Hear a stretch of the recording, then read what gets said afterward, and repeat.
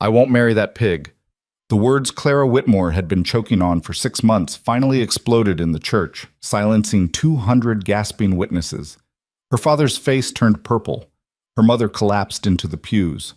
And Victor Hale, the railroad heir who'd spent half a year publicly measuring her waistline like livestock, stood frozen at the altar, his practiced smile cracking into something ugly and dangerous. But Clara was done shrinking.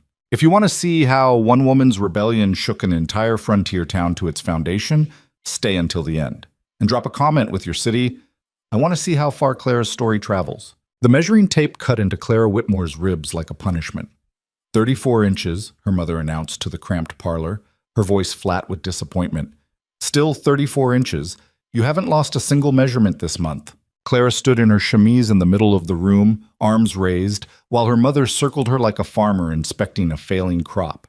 Afternoon light sliced through the lace curtains of the Whitmore home, illuminating dust motes and Clara's shame in equal measure.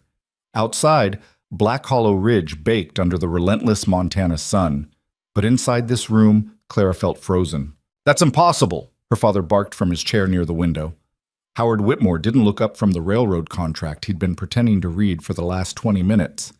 "She's been eating nothing but broth and vinegar for weeks." "Perhaps she's sneaking food," her younger sister Penelope offered from the corner, her voice dripping with false concern. At 17, Penny was everything Clara wasn't, slender, delicate, with blonde curls that caught light like spun gold. "I heard Mrs. Patterson say she saw Clara near the bakery on Tuesday." "I was delivering orders," Clara said quietly, lowering her arms. The measuring tape had left red welts across her skin. "The bakery is still our business, or have you forgotten that's how we eat?" "Watch your tone," her mother snapped, yanking the tape tighter around Clara's waist for a second measurement. "And Mrs. Patterson specifically mentioned you were eating something." Clara's jaw tightened. She had eaten something, a single roll that had burned in the oven, unsellable, destined for the trash. She'd consumed it standing over the ash bin, tears streaming down her face from hunger so intense it made her hands shake. That had been her only solid food in 3 days. "I had a burned roll that would have been thrown away regardless." Her father's fist slammed against the side table, making the oil lamp jump. "Do you think this is a game, Clara? Do you have any comprehension of what's at stake?" Clara did know. She knew down to the exact dollar amount, because her father reminded her every single day. $3,000. That was the investment Victor Hale had promised to make in Howard Whitmore's failing freight business. Enough to save the family from complete financial ruin, enough to preserve their standing in Black Hollow Ridge's fragile social hierarchy, enough to keep them from losing the house that had been in the Whitmore family for 2 generations. $3,000 in exchange for Clara's hand in marriage. Or rather, in exchange for a version of Clara that Victor Hale deemed presentable. "The wedding is in 6 weeks, her mother said, coiling the measuring tape with sharp, precise movements. 6 weeks, Clara, and you've made no progress whatsoever." "I've lost 12 pounds, Clara protested, hating the defensive tremor in her voice. "Dr. Callahan confirmed it last week." 12 pounds, her father repeated, finally looking at her. His face was gaunt, aged a decade in the 6 months since he'd arranged this nightmare. "Victor expected you to lose 30. 30 pounds in 6 months was the agreement. You're not even halfway there." The agreement. As if Clara had been part of the negotiation. As if anyone had asked her opinion before her father shook hands with Victor Hale in the smoke-filled back room of the Lucky Dollar Saloon, trading his daughter's future for financial salvation. "Maybe the measurements are wrong," Penny suggested, examining her reflection in the small mirror near the door. "Maybe she's just built differently. Some women are simply larger framed." The pity in her sister's voice was somehow worse than the criticism. "Victor was very specific about his requirements," their mother said coldly. "He wants a wife who reflects well on his position. The Hales are the most prominent family between here and Helena. They have standards." Clara wanted to scream that she had standards too, that she'd once had dreams beyond being reshaped like clay to suit a man she barely knew. She'd wanted to expand her bakery, maybe open a second location in one of the growing mining towns. She'd wanted to experiment with French pastry techniques she'd read about in a cookbook from San Francisco. She'd wanted a partner who loved her sharp mind and skilled hands, not someone who viewed her as a public relations problem to be solved. But wanting things had become a luxury Clara could no longer afford. The vinegar treatments clearly aren't working, her father said, rising from his chair. Tomorrow we'll visit Dr. Callahan again. There must be stronger options. Clara's stomach churned. Dr. Callahan's treatments had already progressed from herbal teas to purgatives that left her weak and dizzy. The last tonic he'd prescribed had made her so violently ill she'd been bedridden for 2 days, unable to work, unable to do anything but stare at the ceiling and wonder if this was how her life would end, not with a bang, but with a slow, medically sanctioned starvation. "I have orders to fill tomorrow," Clara said. "The Henderson wedding cake, the—" "Penny can handle it," her mother interrupted. "Penny doesn't know the recipes." "Then write them down for her." Her mother's tone left no room for argument. "Your only job right now is to become the woman Victor Hale agreed to marry. Everything else is secondary." The woman Victor Hale agreed to marry. Not Clara Whitmore, baker and businesswoman. Not Clara Whitmore, daughter and sister. Just a collection of measurements that needed to shrink, a body that needed to disappear inch by inch until she became acceptable. "Get dressed," her father ordered. "Victor is coming for supper tonight. Try to be pleasant. And for heaven's sake, don't eat anything. Just push the food around your plate." 1. Victor Hale arrived precisely at 6 o'clock, as he always did, in a carriage that cost more than most families in Black Hollow Ridge earned in a year. Clara watched from the upstairs window as he climbed down, adjusting his silk cravat and brushing imaginary dust from his tailored jacket. At 32, Victor was handsome in the way expensive things often were, polished, precisely arranged, fundamentally hollow.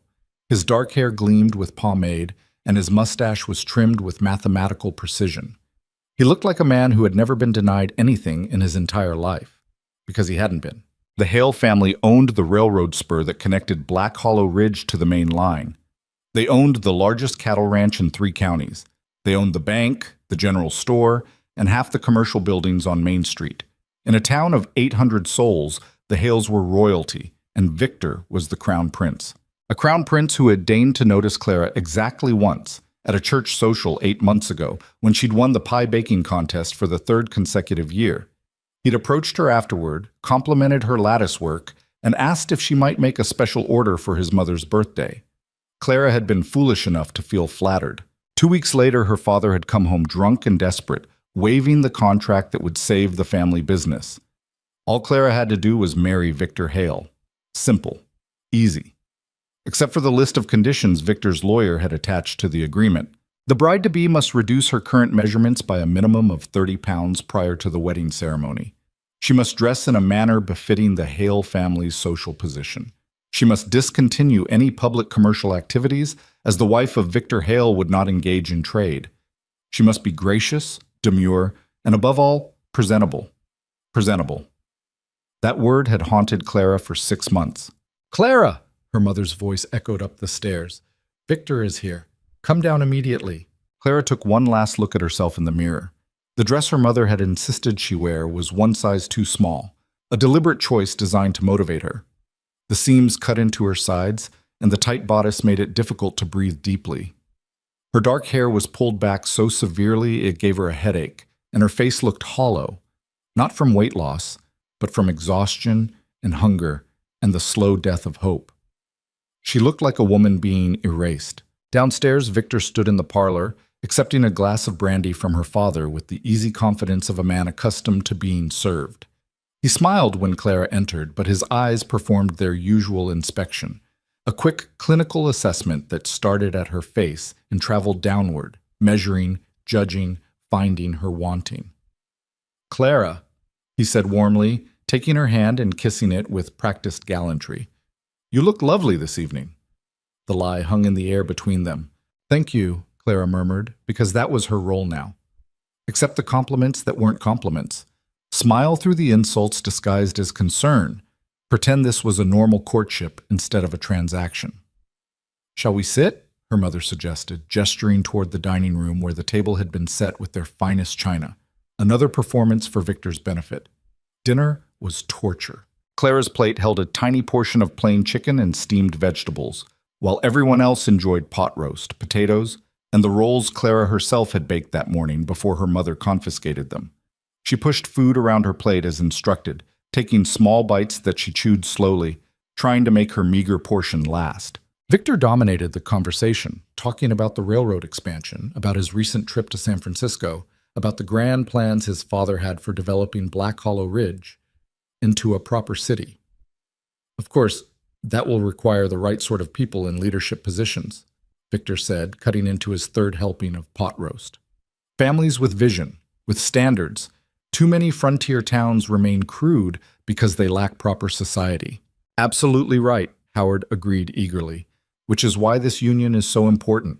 Combining our family's strengths, building something lasting. Clara noticed Victor glance at her plate, noting how much she'd eaten, calculating. She set down her fork, no longer hungry anyway. Hunger had become such a constant companion that she barely recognized the sensation anymore. It was just the background hum of her existence now, like the sound of wind or the tick of the parlor clock. "Clara," Victor said, turning his attention fully to her for the first time that evening. "Your mother mentioned you've been experiencing some difficulty with the preparation regimen." Preparation regimen. As if shrinking herself was equivalent to studying for an examination. "I'm doing my best," Clara said quietly. "Of course you are," Victor replied, his tone dripping with condescension. "But perhaps your best needs to be better. The wedding is only 6 weeks away, and frankly, I'm concerned about the timeline." The table fell silent. Even Penny stopped picking at her food. "Dr. Callahan has been very helpful," Clara's mother interjected quickly. "We're exploring additional treatments." "That's good to hear," Victor said, taking a slow sip of wine. "Because I want to be very clear about my expectations. The Hale family has a certain reputation to maintain. My wife will be representing not just me, but my father's business interests, our family name, our position in society. She needs to look the part." Clara's hands clenched in her lap beneath the table. "When I agreed to this arrangement," Victor continued, looking directly at Howard now, "I was assured that Clara understood the conditions and was fully committed to meeting them. I've been more than patient, I think. 6 months is a generous timeline, but I'm beginning to wonder if perhaps this isn't going to work out after all." The threat landed like a physical blow. Howard's face went white. "Now, Victor," he said quickly, "there's no need to talk about backing out. Clara is committed. We're all committed. She's made excellent progress. 12 pounds, Victor interrupted, in 6 months. That's hardly excellent progress, Howard." "The last month has been particularly challenging," Clara's mother added desperately. "But we have a new plan. Dr. Callahan has recommended a more aggressive approach." "I don't want to hear about plans," Victor said, his pleasant facade cracking to reveal something harder underneath. "I want to see results, tangible, visible results. Is that understood?" He was looking at Clara now, and she recognized the expression on his face. She'd seen it before in the eyes of men bargaining over livestock at the auction yard. He was calculating whether she was worth the investment, whether she could be whipped into shape, whether she was salvageable. "I understand," Clara heard herself say, the words coming from somewhere far away. "Good." Victor's smile returned instantly, warm and empty. "Then we have nothing to worry about. I'm sure you'll make me very proud, Clara." The rest of dinner passed in a blur. Clara excused herself as soon as was polite, claiming a headache, which wasn't entirely false. The tight dress and empty stomach had combined to make her genuinely dizzy. She escaped to her room and sat on the edge of her bed, listening to the muffled sounds of Victor's departure, her father's obsequious goodbyes, the carriage wheels crunching down the drive. Then silence. Clara walked to her wardrobe and pulled out the dress she'd worn to last year's harvest festival, before the engagement, before the measuring tapes and vinegar treatments and shame. She held it against her body, remembering how she'd felt that night. Full, satisfied, competent. She'd supplied pies for the entire event, and people had lined up 3 deep at her table. She'd laughed with friends, danced with several respectable men who'd seemed genuinely interested in her conversation, and gone home tired but content. That woman felt like a stranger now. A soft knock interrupted her thoughts. "Come in," Clara said, expecting her mother with another lecture. But it was Penny who slipped through the door, closing it quietly behind her. "I brought you something," Penny said, producing a roll wrapped in a napkin from the pocket of her skirt. "I hid it during dinner." Clara stared at the offering, tears pricking her eyes. Penny had been so distant lately, so caught up in her own social activities and suitors. This small kindness felt enormous. "Thank you," Clara whispered, taking the roll. It was still warm. Penny sat beside her on the bed, and for a moment they were just sisters again, not competitors or conspirators in the family drama. "I'm sorry," Penny said quietly, "for what I said earlier, about you sneaking food. That was cruel." Clara broke the roll in half, the steam rising in the cool room. She offered half to Penny, but her sister shook her head. "That's for you." Clara ate slowly, savoring each bite, trying to make it last. It was the most delicious thing she'd ever tasted, though it was probably indistinguishable from the hundreds of other rolls she'd made. "Do you love him?" Penny asked suddenly. "Victor?" Clara almost laughed. "Love. What a quaint concept." "No," she said honestly. "I don't even like him particularly." "Then why are you doing this?" Clara gestured vaguely at the room around them, at the house that represented everything her family had built, at the precarious security they were all clinging to. "Because if I don't, we lose everything. Father's business fails. We lose the house. Mother loses her standing in society. And you," Clara looked at her sister, "you lose your chance at a good match. No respectable family will consider a girl whose own family is destitute." "That's not fair," Penny protested. "That's not your responsibility." "Isn't it?" Clara finished the roll, licking the crumbs from her fingers. "I'm the oldest. I'm unmarried at 24. And apparently, I'm the only asset Father has left to bargain with." "You're not an asset. You're a person. Tell that to Victor Hale." They sat in silence for a while, watching the sunset paint the walls amber and gold. In the distance, Clara could hear the sounds of Black Hollow Ridge settling in for the evening, horses being stabled, shop doors closing, the train whistle signaling the last arrival of the day. "What if you just left?" Penny suggested quietly. "Took the train somewhere. Started over." Clara had considered it. Of course she had. Late at night, starving and despairing, she'd imagined buying a ticket to San Francisco or Portland or anywhere that wasn't here. She'd imagined finding work in a bakery, renting a small room, building a life that belonged only to her.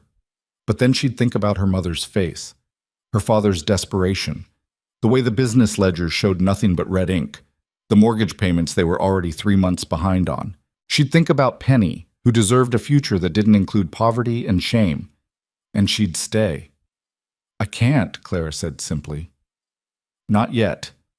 Penny squeezed her hand once, then left as quietly as she'd come.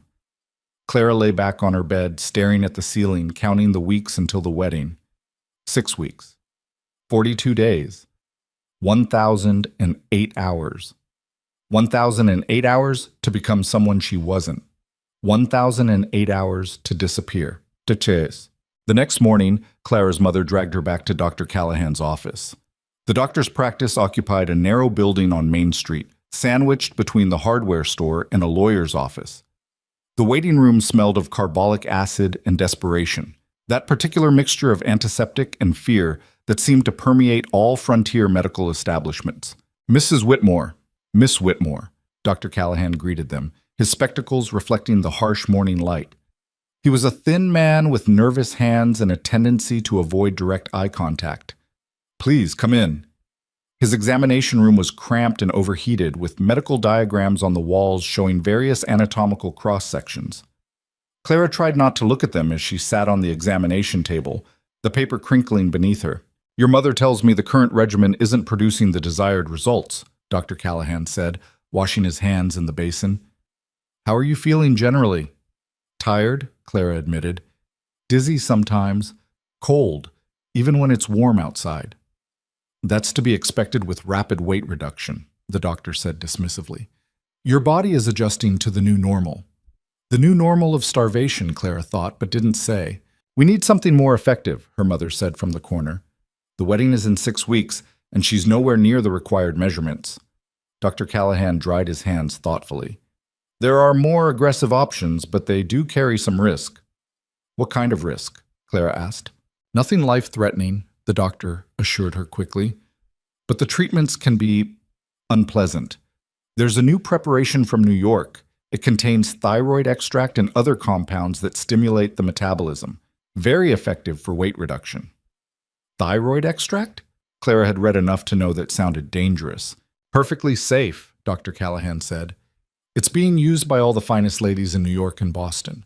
Of course, there can be some side effects." Palpitations, tremors, occasional digestive distress, but nothing that should prevent you from your daily activities. Her mother leaned forward eagerly. How quickly does it work? Most patients see significant results within 2 to 3 weeks. Combined with the dietary restrictions and the vinegar treatments, I believe we could achieve the necessary reduction before the wedding. Clara felt sick, not from hunger this time, but from the realization that they were discussing her body like it was a problem to be solved with chemicals and force. I'll need to examine you first, Dr. Callahan said, picking up his stethoscope, to ensure you're healthy enough for the treatment. The examination was brief and humiliating. He listened to her heart, checked her pulse, peered into her eyes and down her throat.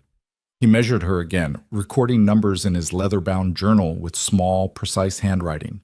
Your vital signs are acceptable, he concluded, though your pulse is somewhat weak. That should improve once the treatment begins and your body adjusts to its proper weight. Proper weight. As if there was a mathematical formula for worth. I'll prepare the first dose now, Dr. Callahan said. You'll need to take it daily, first thing in the morning on an empty stomach. No food for at least 2 hours afterward. 2 hours? Clara's mother frowned. She's already not eating much. The medication works best when the stomach is empty. It allows for maximum absorption. The doctor began mixing compounds from various bottles, creating a murky brown liquid that looked like poison. It probably was poison, Clara thought, just a socially acceptable kind.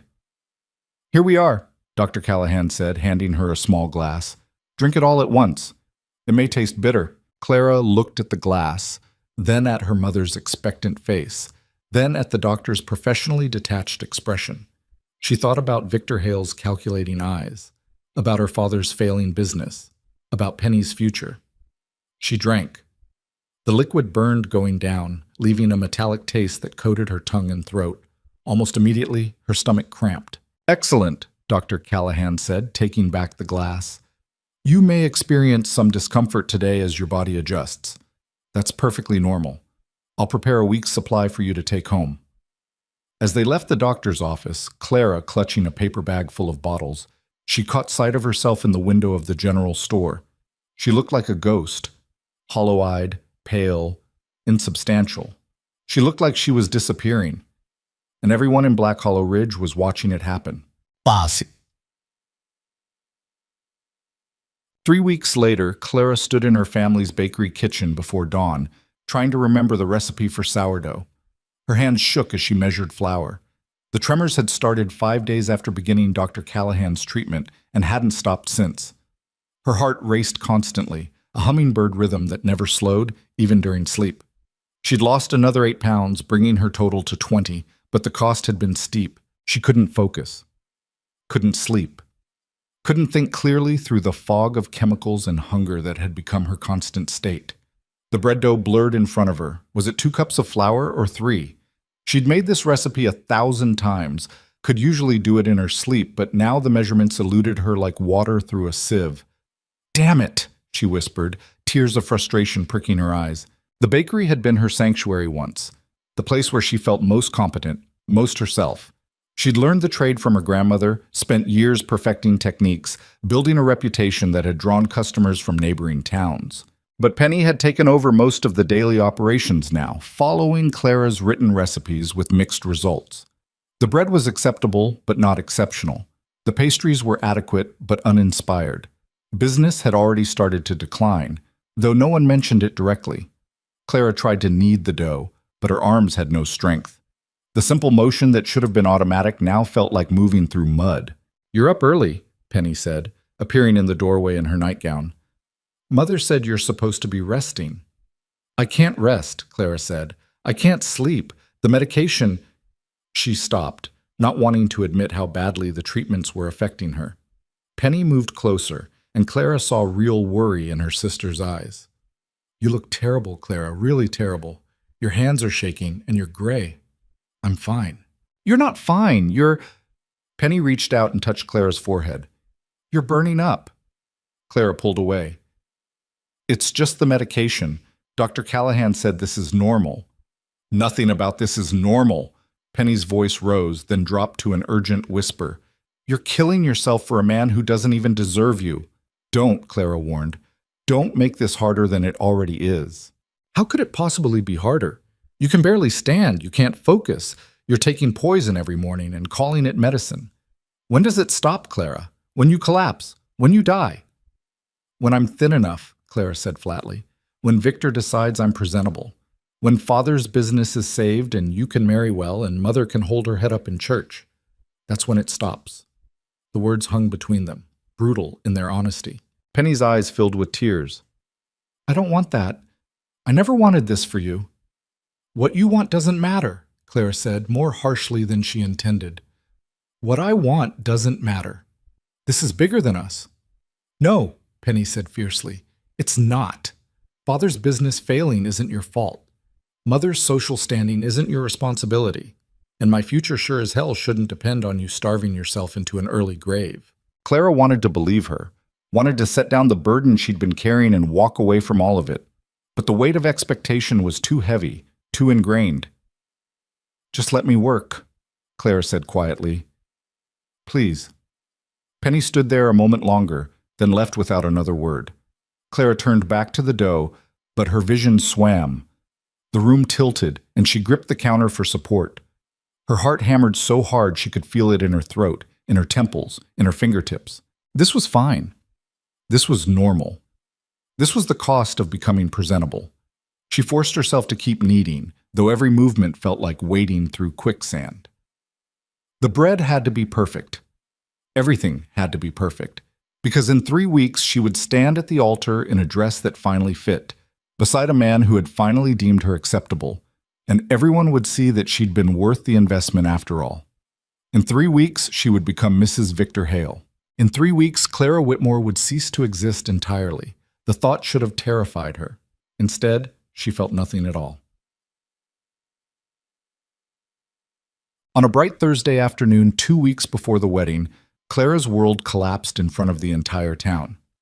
She'd been standing in the general store, waiting while Mr. Henderson tallied her order of sugar and flour. The store was crowded with the usual afternoon shoppers, women comparing fabric samples, men discussing the price of cattle, children eyeing the candy jars with desperate longing. Clara felt the episode coming a moment before it hit, the familiar racing heart accelerating to something impossible, the room tilting sideways, the ground rushing up to meet her. She didn't remember falling. She came to on the floor, surrounded by concerned faces and scandalized whispers. Mrs. Patterson was fanning her with a newspaper. Mr. Henderson was calling for someone to fetch Dr. Callahan. And somewhere in the crowd, she heard Victor Hale's voice, tight with embarrassment. For heaven's sake, give her air. She's just overwrought. All women get emotional during wedding preparations. Clara tried to sit up, but her body wouldn't cooperate. Her heart still raced, and her vision kept graying at the edges. Don't move, dear, Mrs. Patterson said, her voice rich with false concern and genuine curiosity. You've had quite a spell. I'm fine, Clara managed, though she very clearly wasn't. Dr. Callahan arrived within minutes, his bag in hand, his face professionally neutral. He knelt beside Clara, checking her pulse, her pupils, asking questions she could barely process. When did you last eat, Miss Whitmore? Clara couldn't remember. Yesterday morning? The day before? She's been on a special dietary regimen, Victor interjected, suddenly very concerned about appearances. For her health. Perhaps it's been too restrictive. The irony would have been funny if Clara had the energy to laugh. Dr. Callahan helped her to her feet, and the room spun violently. She would have fallen again if he hadn't caught her. I'm taking you home, the doctor said firmly. You need rest and proper supervision. I have orders to fill, Clara protested weakly. The orders can wait, Victor said, his tone brooking no argument, but she could see the calculation in his eyes, weighing the embarrassment of his fiancée collapsing in public against the inconvenience of canceling their wedding plans. The ride home was a blur. Clara slumped in Dr. Callahan's buggy, only vaguely aware of the concerned glances from passers-by. By the time they reached the Whitmore house, her mother was already in a panic. News traveled fast in Black Hollow Ridge. What happened? Margaret Whitmore demanded as the doctor helped Clara inside. She collapsed at Henderson's store, Dr. Callahan said, guiding Clara to the sofa. Her pulse is dangerously elevated, and she shows signs of severe exhaustion. The treatment, Clara's mother began. The treatment needs to stop, Dr. Callahan interrupted, and there was something in his voice that hadn't been there before. Guilt, perhaps, or belated conscience. Immediately. But the wedding is in 2 weeks. Mrs. Whitmore, your daughter's heart is beating at nearly twice its normal rate. Her hands won't stop shaking. She's severely malnourished. If she continues this way, there may not be a wedding because there may not be a bride. The stark words hung in the air. Clara's mother sank into a chair, her face pale. What are you saying? I'm saying I may have been too aggressive with the treatment. The thyroid extract, combined with the dietary restrictions. The doctor trailed off, seemingly unable to finish the thought. You're the one who prescribed it, Margaret accused. You said it was safe. I said it was being used in New York. I didn't say... Dr. Callahan stopped, collected himself. Miss Whitmore needs rest, regular meals, and no more medications. Her body needs time to recover. And Victor's requirements? Her mother asked desperately. The measurements? Will have to be secondary to keeping your daughter alive, the doctor said bluntly. Clara listened to this conversation from what felt like a great distance. They were still talking about her like she was an object, a problem, a project that had gone wrong. Even now, on the edge of collapse, they were calculating whether she was salvageable. Over the next few days, Clara stayed in bed, trying to recover. Her mother brought her bland foods, broths, soft breads, nothing that might upset her ravaged system. But eating had become psychologically impossible. Every bite triggered waves of guilt and panic. She'd spent so long associating food with failure that her body now rejected it automatically. Victor visited once, standing awkwardly at the foot of her bed, like she was a disappointing investment. The doctor says you'll be recovered in time for the wedding, he said, not quite making it a question. Yes, Clara answered, because what else could she say? Good, we've already sent the invitations. It would be terribly awkward to postpone. He adjusted his cufflinks, clearly uncomfortable in the sick room. Perhaps you should ease up on the dietary restrictions for now. We can address your figure after the wedding. There are corsets that can help in the meantime. After the wedding, as if shrinking her would become a lifelong project, an endless process of restriction and shame. Of course, Clara said numbly. Victor left quickly, relieved to escape. Clara lay in bed, staring at the ceiling, wondering if this was her future. A lifetime of making herself smaller to fit into spaces that were never designed for her.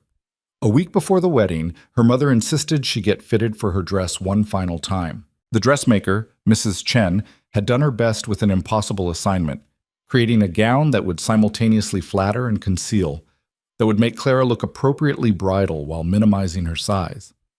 The dress was beautiful, objectively, layers of ivory silk and lace, tiny pearl buttons down the back, a train that would sweep dramatically down the church aisle.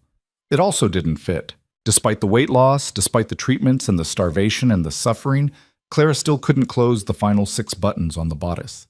We can let it out, Mrs. Chen said diplomatically, her mouth full of pins. There's no more fabric to let out, Clara's mother said, her voice sharp with stress. Can you add panels? Not without it being obvious, the lace pattern. Then make it work, Margaret snapped. The wedding is in 6 days. Clara stood on the fitting platform, arms raised, while they discussed solutions around her. The dress cut into her ribs, the boning pressed against her spine. She couldn't breathe deeply, couldn't move naturally. She looked in the mirror and saw a stranger, a woman in a beautiful prison, trapped in fabric and expectations and other people's requirements. Maybe, Clara heard herself say, maybe we should postpone. The room went silent. Postpone? Her mother repeated, as if Clara had suggested burning down the church. Just a few months, until I'm... Absolutely not, Margaret said firmly. Do you have any idea how much we've spent on this wedding? How many people are expecting it? What Victor would think? What Victor would think, because his opinion was the only one that mattered. The dress will be ready, Mrs. Chen said quietly, kindly. I promise, Miss Whitmore, you'll look beautiful. But Clara didn't want to look beautiful. She wanted to breathe. She wanted to eat without guilt. She wanted to exist in her own body without apologizing for every inch of space she occupied. She wanted to disappear, not physically, but from this entire nightmare. And in 6 days, she would stand at the altar and make that disappearance permanent. The morning of the dress-fitting disaster, Clara made a decision that would change everything. She waited until her mother left for the church auxiliary meeting, until Penny departed for her piano lesson, until the house fell into that particular midday silence that meant she was truly alone. Then she changed into her oldest work dress, pinned up her hair, and slipped out the back door. She didn't have a plan. She just needed to walk, to move, to exist somewhere beyond the measuring tapes and mirror reflections and constant scrutiny. Her feet carried her past the edge of town, past the last scattered homesteads, onto the dusty road that led toward the open range. The Montana sun beat down mercilessly, and within 20 minutes Clara was dizzy again. She hadn't eaten since yesterday's thin soup, and Dr. Callahan's poison was still working its way through her system despite being discontinued. Her heart raced. Her vision blurred at the edges. She should turn back. She knew she should turn back. But turning back meant returning to the house where her wedding dress hung like a beautiful noose, where her mother would have 17 new ideas about how to make Clara more acceptable, where the calendar on the wall marked off the remaining days of her freedom with brutal precision. So she kept walking. The road narrowed, became less traveled. Sagebrush stretched in every direction, broken occasionally by rocky outcroppings and the distant shapes of cattle. Clara had no idea where she was going. She just knew she couldn't stop. When she finally collapsed, it wasn't dramatic like in the general store. She simply sat down in the middle of the road because her legs wouldn't hold her anymore. And then she lay back in the dust because sitting required too much effort. And then the sky above her started spinning in slow, nauseating circles. This is it, she thought distantly. This is how I die. Starved and dizzy on a forgotten road, 5 days before I was supposed to become someone else's property. There was a certain poetry to it. She didn't hear the horse approach, didn't register the sound of boots hitting the ground or the shadow falling across her face. The first thing she was truly aware of was a rough hand on her shoulder and a deep voice cutting through the fog. "Miss, can you hear me?" Clara opened her eyes and found herself looking up at a stranger. He was crouched beside her, his face creased with concern, his eyes the color of whiskey in sunlight. He wore a dusty work shirt and denim pants, a wide-brimmed hat pushed back from his forehead, and he looked at her like she was a person instead of a problem. "I'm fine," Clara said automatically, trying to sit up. The world tilted violently, and only his steadying hand kept her from falling back. "You're clearly not fine," he said, his tone matter-of-fact rather than judgmental. "When's the last time you ate something?" "I don't remember." "Drank water?" Clara blinked. Water. When had she last had water? The stranger, tall, broad-shouldered, somewhere in his early 30s, stood and moved to his horse, a sturdy bay mare who watched the proceedings with intelligent eyes. He returned with a canteen and held it out to her. "Drink, slowly." The water was warm and tasted faintly of metal, and it was the most wonderful thing Clara had ever experienced. She forced herself to sip rather than gulp, though every cell in her body screamed for more. "That's good," the stranger said. "Not too much at once, or you'll be sick. What are you doing out here alone?" "Walking," Clara said, which was technically true if utterly insufficient as an explanation. "Walking where?" "Away." Something shifted in his expression. Understanding, perhaps, or recognition. "You're on private property, you know. Mercer land. Most people from town know to keep to the main road." Mercer. The name rang a distant bell. One of the ranchers who kept to himself, who came to town only for essential supplies, who had a reputation for being difficult and unfriendly. He didn't look difficult. He looked concerned. "I'm sorry," Claire said. "I'll go. You're in no condition to go anywhere." He studied her with an assessing gaze that felt different from the way Victor looked at her. This wasn't judgment. It was evaluation, the kind of person might give a horse with a stone bruise or a fence post that needed shoring up. Practical. Problem-solving. "When's the last time you ate a real meal?"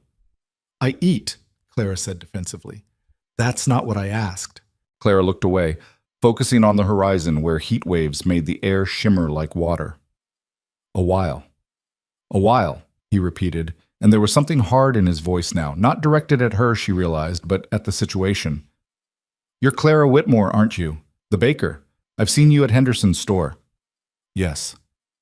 "Cole Mercer." He didn't offer his hand, just stood and moved back to his horse. "Can you ride?" "I'm really fine to walk." "You can barely stand. You're not walking anywhere." So can you ride, or do I need to tie you to the saddle like cargo? The absurdity of the image, her trussed like a sack of flour across a stranger's horse, startled a laugh out of Clara. It came out rusty and strange, like a door that hadn't been opened in months. I can ride, she said. Cole brought the mare over and helped Clara to her feet. She swayed dangerously, and his hand moved to her elbow, steadying but not presumptuous. Up you go, he said, and before Clara could protest, he'd lifted her onto the horse with an ease that suggested he regularly hefted things much heavier than half-starved women. He swung up behind her, and Clara found herself pressed against his chest, his arms on either side of her as he took the reins. She should have been scandalized, should have insisted on walking, should have at least protested the impropriety, but she was too tired to care about propriety anymore. Where are we going? She asked as the horse started moving. My ranch. It's closer than town, and you need food and rest before you try to go anywhere else. People will talk. People always talk. Cole guided the horse with practiced ease, following a path only he could see through the sagebrush. You worried about your reputation? Clara almost laughed again. Her reputation was already shredded. The whole town had watched her starve herself for 6 months. They'd witnessed her collapse in Henderson's store. They whispered about her behind gloved hands at church, speculating about whether Victor would really go through with the wedding. I'm engaged, she said instead. I know, to Victor Hale. The whole territory knows. There was something in Cole's voice she couldn't quite identify. Is he the reason you're starving yourself? The bluntness of the question shocked her. Everyone else danced around the reality with euphemisms. Dietary regimens, health treatments, preparation for marriage. Cole just said it plainly. Starving. It's complicated, Clara said. It's really not. Either he accepts you as you are, or he doesn't. Seems pretty simple to me. You don't understand the situation. Then explain it. Clara twisted to look at him and found his face closer than expected. His eyes were steady, genuinely curious, not mocking or judging, just waiting. My family's business is failing, she heard herself say. The words came easier than expected, maybe because he was a stranger, maybe because she was too exhausted to maintain the careful fiction anymore. Victor agreed to invest $3,000 in exchange for marrying me, but only if I lost 30 pounds first. If I don't marry him, we lose everything. So he's buying you. It's not like that, it's exactly like that. He's purchasing a wife who meets his specifications, and you're the product being modified to fit his requirements. Cole's voice was flat, stating facts. How much have you lost? 20 pounds. And how much more does he want? 10. But the wedding is in 5 days, and I can't. Clara's voice broke. I can't lose 10 more pounds in 5 days. It's impossible. Good, Cole said firmly, because you shouldn't. You look like a strong wind would blow you over as it is. They crested a small rise, and Clara saw the Mercer Ranch spread out below.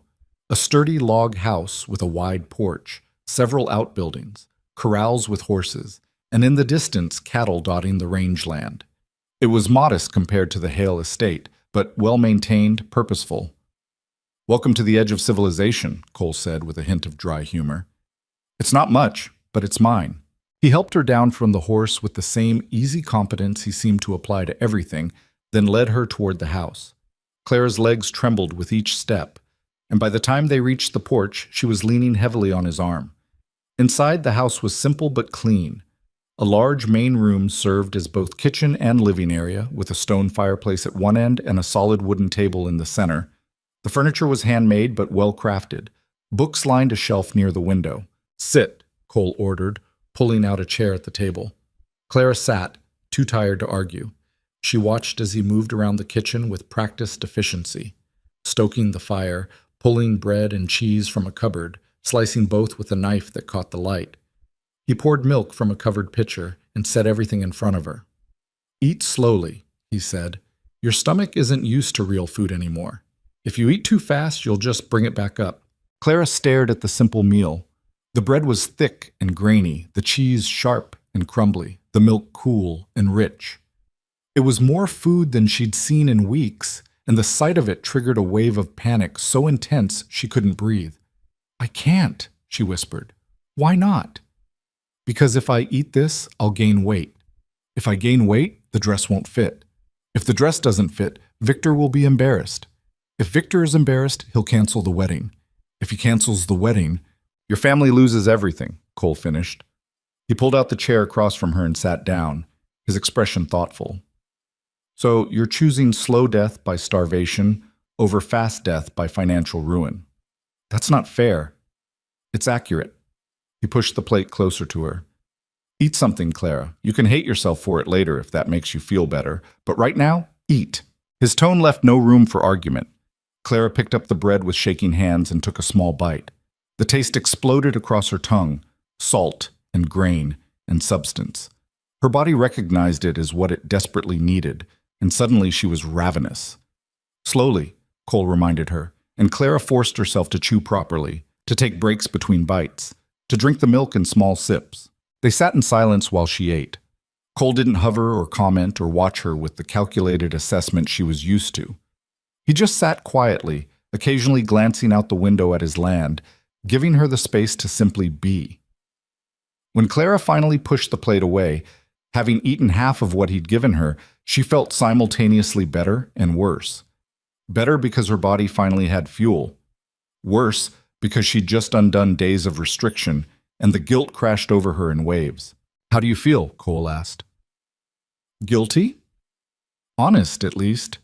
He collected the dishes and brought them to the wash basin. You can rest here if you want. There's a spare room upstairs. I've got work to do, but you're welcome to stay as long as you need. Clara should have refused, should have insisted on returning to town immediately. But the thought of facing her mother, of explaining where she'd been, of putting on that dress again and pretending everything was fine, it was too much. Just for an hour, she said. Take as long as you need. The spare room was small and plainly furnished. A narrow bed with a thick quilt, a washstand, a window overlooking the corral. Clara lay down, intending to rest just a moment, and fell immediately into the first deep sleep she'd had in months. When she woke, the light had changed. The harsh midday sun had softened into late afternoon amber. Clara sat up, disoriented, her heart racing with panic. How long had she been asleep? What time was it? She rushed downstairs and found Cole at the table, working on tack repair, a half-empty coffee cup at his elbow. What time is it? Clara asked urgently. About 4. You slept almost 3 hours. 3 hours. Her mother would be frantic. The entire town would be searching. Victor would be furious. I have to go, Clara said, already moving toward the door. I'll take you back. Cole set down the leather strap he'd been mending. But you should eat something first. I can't. I've already... You had bread and cheese 6 hours ago. That's not enough fuel for the ride back.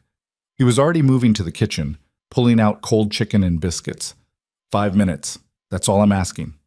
Clara wanted to refuse, but her body was already responding to the smell of food, and she realized with a start that she was genuinely hungry. Not the hollow, gnawing hunger she'd grown accustomed to, but real, healthy appetite. She ate standing up, too anxious to sit. Cole saddled his horse and brought it around to the front porch. The ride back to town was quiet.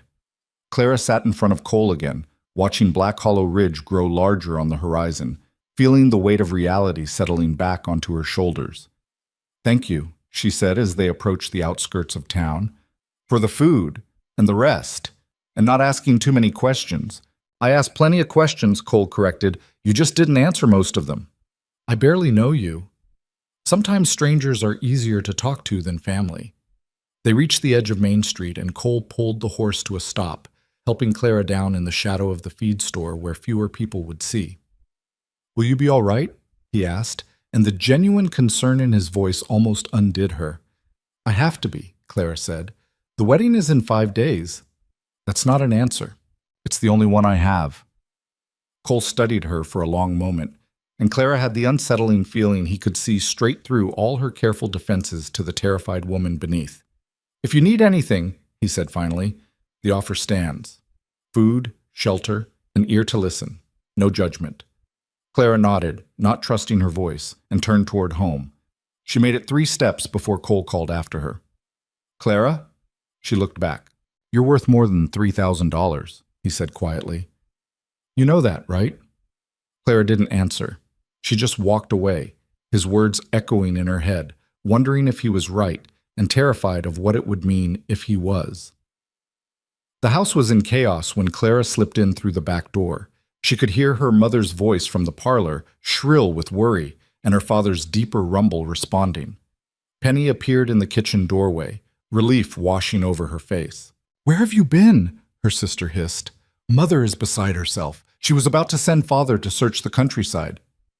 "I went for a walk and lost track of time," Clara said, the lie sliding out smoothly. "For 6 hours. I fell asleep under a tree." Penny's eyes narrowed. She knew Clara was lying, but before she could press further, their mother swept into the kitchen. "Clara Whitmore, do you have any idea what you've put this family through?" Margaret's face was blotchy with tears and rage. "Disappearing the week before your wedding, sending the entire household into a panic." "I'm sorry," Clara said automatically. "I just needed some air." "Air? You needed air!" Her mother's voice climbed higher. "Victor was here. He came to discuss the final arrangements, and you were nowhere to be found. Do you understand how that looked?" "What did you tell him?" "That you were at the dressmaker's, of course. But he wants to see you tomorrow, first thing. He has concerns about your commitment to this marriage." Of course he did. Victor's concerns were the axis around which Clara's entire world now revolved. "I'll see him," Clara said quietly. "You'll do more than see him. You'll reassure him. You'll be gracious and grateful and everything a future Hale wife should be." Margaret gripped Clara's shoulders. "We are 5 days away from saving this family. 5 days. Do not ruin this with your selfishness." Selfishness. The word struck Clara like a slap. Wanting to eat was selfish. Wanting to breathe was selfish. Wanting to exist without apologizing for the space she occupied was selfish. "I won't ruin it," Clara heard herself say. Her mother's expression softened fractionally. "Good. Now go upstairs and make yourself presentable for dinner. Your father is in a state, and we need to show a united front." Clara climbed the stairs to her room and sat on the edge of her bed, still tasting bread and cheese on her tongue, still feeling the solid warmth of Cole's presence at her back during the ride home. She touched her stomach, fuller now than it had been in weeks. Evidence of her failure, of her weakness, of her inability to maintain the discipline required to become Victor's wife. But for the first time in months, she didn't feel hollow. Over the next 3 days, Clara existed in a strange duality. Publicly, she played the role of dutiful bride-to-be, meeting with Victor to discuss their honeymoon plans, accepting congratulations from church ladies, smiling through the rehearsal dinner. Privately, she thought constantly about Cole Mercer's ranch, about the simple meal he'd offered without conditions, about the way he'd looked at her like she was a person worth saving. She couldn't stop thinking about what he'd said, "You're worth more than $3,000. The problem was, Claire had spent so long being reduced to a price tag that she no longer knew what she was worth beyond that number. On Wednesday evening, 2 days before the wedding, Clara returned to the bakery after hours to retrieve her grandmother's recipes. Penny had moved most of the daily operations there, but Clara wanted to ensure the original handwritten cards were preserved. They were the last thing she had that felt truly hers. She was sorting through the recipe box when she heard the knock on the back door. Her first thought was that it was Penny forgetting her key, but when Clara opened the door, she found Cole Mercer standing in the alley, his hat in his hands. "I know I shouldn't be here," he said without preamble, "but I couldn't stop thinking about what you said, about the wedding being in 5 days, about you having no choice."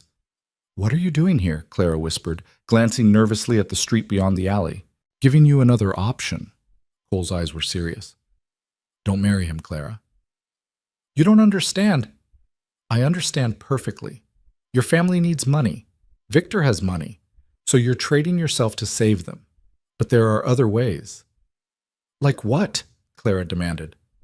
"We're 3 months behind on the mortgage. Father's business is failing. What other ways are there?" "I could loan your father the money." Clara stared at him. "You don't even know us." "I know you. That's enough." Cole shifted his weight. "No conditions. No requirements that you change yourself or become someone different. Just a business loan, same as any bank would offer." "Why would you do that?" "Because watching someone destroy themselves to meet someone else's standards is wrong." He spoke with quiet conviction. "Because you bake bread that tastes like sunshine. Because you collapsed on my land and trusted me enough to eat when you were starving. Because in the 3 hours we spent together, I saw more genuine spirit in you than most people show in a lifetime." Clara's throat tightened. "I can't accept charity. It's not charity. It's a loan. Your father pays me back with interest, same as he would the bank. Cole stepped closer. I'm not asking you to marry me instead. I'm not asking for anything except that you not sacrifice yourself for a man who sees you as a business acquisition. You barely know me, Clara repeated, but her conviction was wavering. Then let me know you better, after you've called off the wedding, after you've eaten real food and remembered what it feels like to take up space in the world without apologizing. Cole's voice was steady. I'm not saying we'd have a future together. Maybe we would, maybe we wouldn't. But at least you'd have the freedom to find out instead of being locked into a marriage that's already killing you. Clara wanted to say yes. Every fiber of her being wanted to accept his offer, to walk away from Victor and the measurements and the shame. But the weight of expectation was too heavy. My mother would never forgive me, she said quietly. My father would see it as the ultimate betrayal. And Penny, her marriage prospects depend on our family maintaining respectability. If I jilt Victor Hale at the altar, we become a scandal. No amount of money fixes that. So you're going to martyr yourself to preserve their social standing? I'm going to do what families do, sacrifice for each other. Cole was quiet for a long moment. When he spoke again, his voice was gentle. That only works if the sacrifice goes both ways, Clara. What has your family sacrificed for you? The question hit her like a physical blow because the answer was nothing. They'd sacrificed nothing. They'd demanded everything, her body, her health, her autonomy, her future, and offered nothing in return except the promise that if she disappeared enough, she might finally be acceptable. I should go, Clara said, because if she stayed any longer, she might do something foolish like believe him. If you change your mind, Cole said, I'll be at the church on Friday. I know I have no right to be there, but I'll be there anyway. In the back, just in case you need someone to remind you that there are other options. He left before Clara could respond, disappearing into the darkness of the alley like a ghost or a dream or a possibility she didn't dare believe in. Clara stood in the empty bakery, surrounded by the smell of flour and yeast and all the things she'd built with her own hands, and wondered what would happen if she was brave enough to choose herself. But bravery, she'd learned, was a luxury she couldn't afford. The wedding was in 2 days, and Clara Whitmore had run out of time. The morning of the wedding arrived with cruel clarity. Bright sun, cloudless sky. The kind of perfect day that mocked everything Clara felt inside. She woke at dawn to the sound of her mother bustling through the house, issuing orders to Penny about flowers and seating arrangements and a dozen other details that suddenly seemed monumentally unimportant. Clara lay in bed, staring at the ceiling, counting her heartbeats and wondering if it was possible to simply refuse to get up, to stay in this bed forever and let the wedding happen without her. But her mother appeared in the doorway at 6:30, already dressed, her face a mask of determined cheerfulness. Today's the day, Margaret announced, as if Clara might have forgotten. Mrs. Chen will be here at 8 to help you dress. The photographer arrives at 9. The ceremony is at 11. Everything is perfect. Perfect. The word had lost all meaning. Clara forced herself out of bed and submitted to the morning's rituals. Her mother had arranged for a bath with special oils that were supposed to make her skin glow. A hairdresser from Helena had been hired to create an elaborate updo that required 47 pins and nearly 2 hours to complete. Penny fluttered around applying powder and rouge to Clara's face, trying to disguise the dark circles and hollow cheeks that 6 months of starvation had created. Through it all, Clara felt like she was watching someone else's life. This couldn't be happening to her. This was happening to some other woman, some Clara-shaped ghost who moved and breathed and responded appropriately, while the real Clara screamed silently inside. When Mrs. Chen arrived with the dress, Clara's stomach lurched. The seamstress had worked a minor miracle, adding invisible panels and restructuring the bodice so that it would close, barely, over Clara's frame. But the dress still felt like a cage, beautiful, expensive, suffocating. Arms up, Mrs. Chen instructed, and Clara raised her arms obediently while the older woman and Penny worked together to maneuver the heavy silk over her head. The fabric slithered down, cool against her skin. Penny began fastening the tiny pearl buttons, starting at the bottom and working upward. Clara focused on breathing shallowly, trying not to expand her rib cage too much, trying to take up as little space as possible. It's tight, Penny murmured when she reached the middle buttons. It has to be tight, their mother said sharply. Keep going. Penny continued fastening, and Clara felt each button close like a shackle. By the time they reached the top, she genuinely couldn't breathe deeply. The boning pressed against her ribs, the bodice compressed her chest, and the weight of the skirt pulled at her waist. "There," Mrs. Chen said, stepping back to assess. "You look beautiful, Miss Whitmore." Clara turned to the mirror and saw a stranger staring back. The woman in the reflection wore an exquisite gown and an elaborate hairstyle. Her face was painted to hide the evidence of suffering. She looked like a bride from a magazine illustration, perfect, porcelain, utterly lifeless. "Clara?" Penny touched her arm gently. "Are you all right?" "No!" Clara wanted to scream. "I'm not all right. I'm terrified and trapped, and I don't want this." But saying it out loud would destroy everything: her family's finances, her mother's social standing, her father's last desperate gamble at salvation. "I'm fine," Clara whispered. "Just nervous." "Every bride is nervous," her mother said briskly, adjusting Clara's veil. "It's perfectly natural. Now, we need to leave in 15 minutes. The photographer wants pictures before the ceremony." Those 15 minutes passed in a blur of final adjustments and anxious instructions. Her mother reminded her to smile, to stand up straight, to remember that everyone would be watching. Penny pressed a handkerchief into her hand in case she cried. Mrs. Chen fussed over the train one last time. And then they were in the carriage, rolling toward the church, and Clara watched Black Hollow Ridge pass by the window. The general store where she'd collapsed, the bakery where Cole had found her in the alley, the streets she'd walked her entire life, suddenly feeling foreign and far away. The church looked like something from a dream. White ribbons adorned every pew. Flowers cascaded from elaborate arrangements at the altar. Candles flickered in the morning light, creating an atmosphere of romance and sanctity that made Clara's skin crawl. The photographer was waiting on the steps, an energetic man from Helena who positioned Clara in a dozen different poses, standing alone, with her mother, with Penny, looking demure and joyful, and every other emotion she didn't actually feel. "Smile, Miss Whitmore," he kept saying. "This is the happiest day of your life." Clara smiled until her face ached. Inside the church, guests were already arriving. Clara caught glimpses of them through the door to the bride's preparation room. Mrs. Patterson in an enormous feathered hat, the Henderson family filling an entire pew, business associates of Victor's father in their expensive suits, half the population of Black Hollow Ridge dressed in their Sunday finest. They'd all come to witness Clara Whitmore's transformation from burden to bride. At 10:30, her father appeared in the doorway of the preparation room.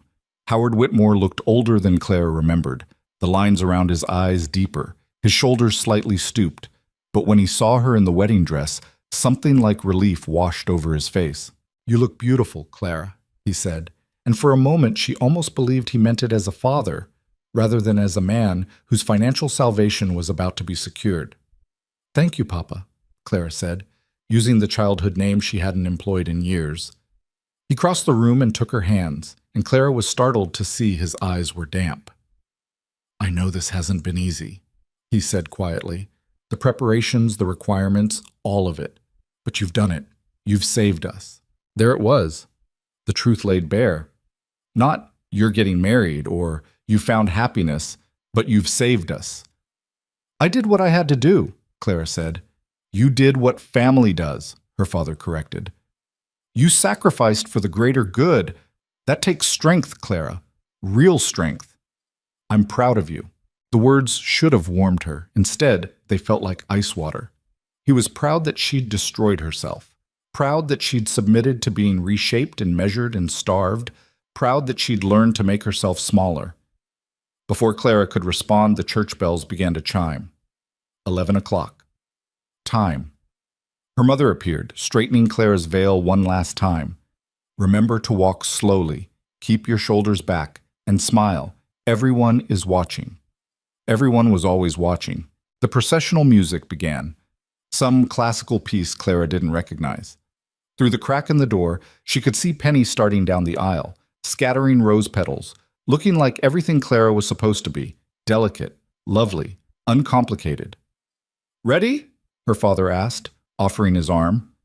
Clara took it, her hand trembling, and allowed him to lead her toward the doorway. The sanctuary was packed.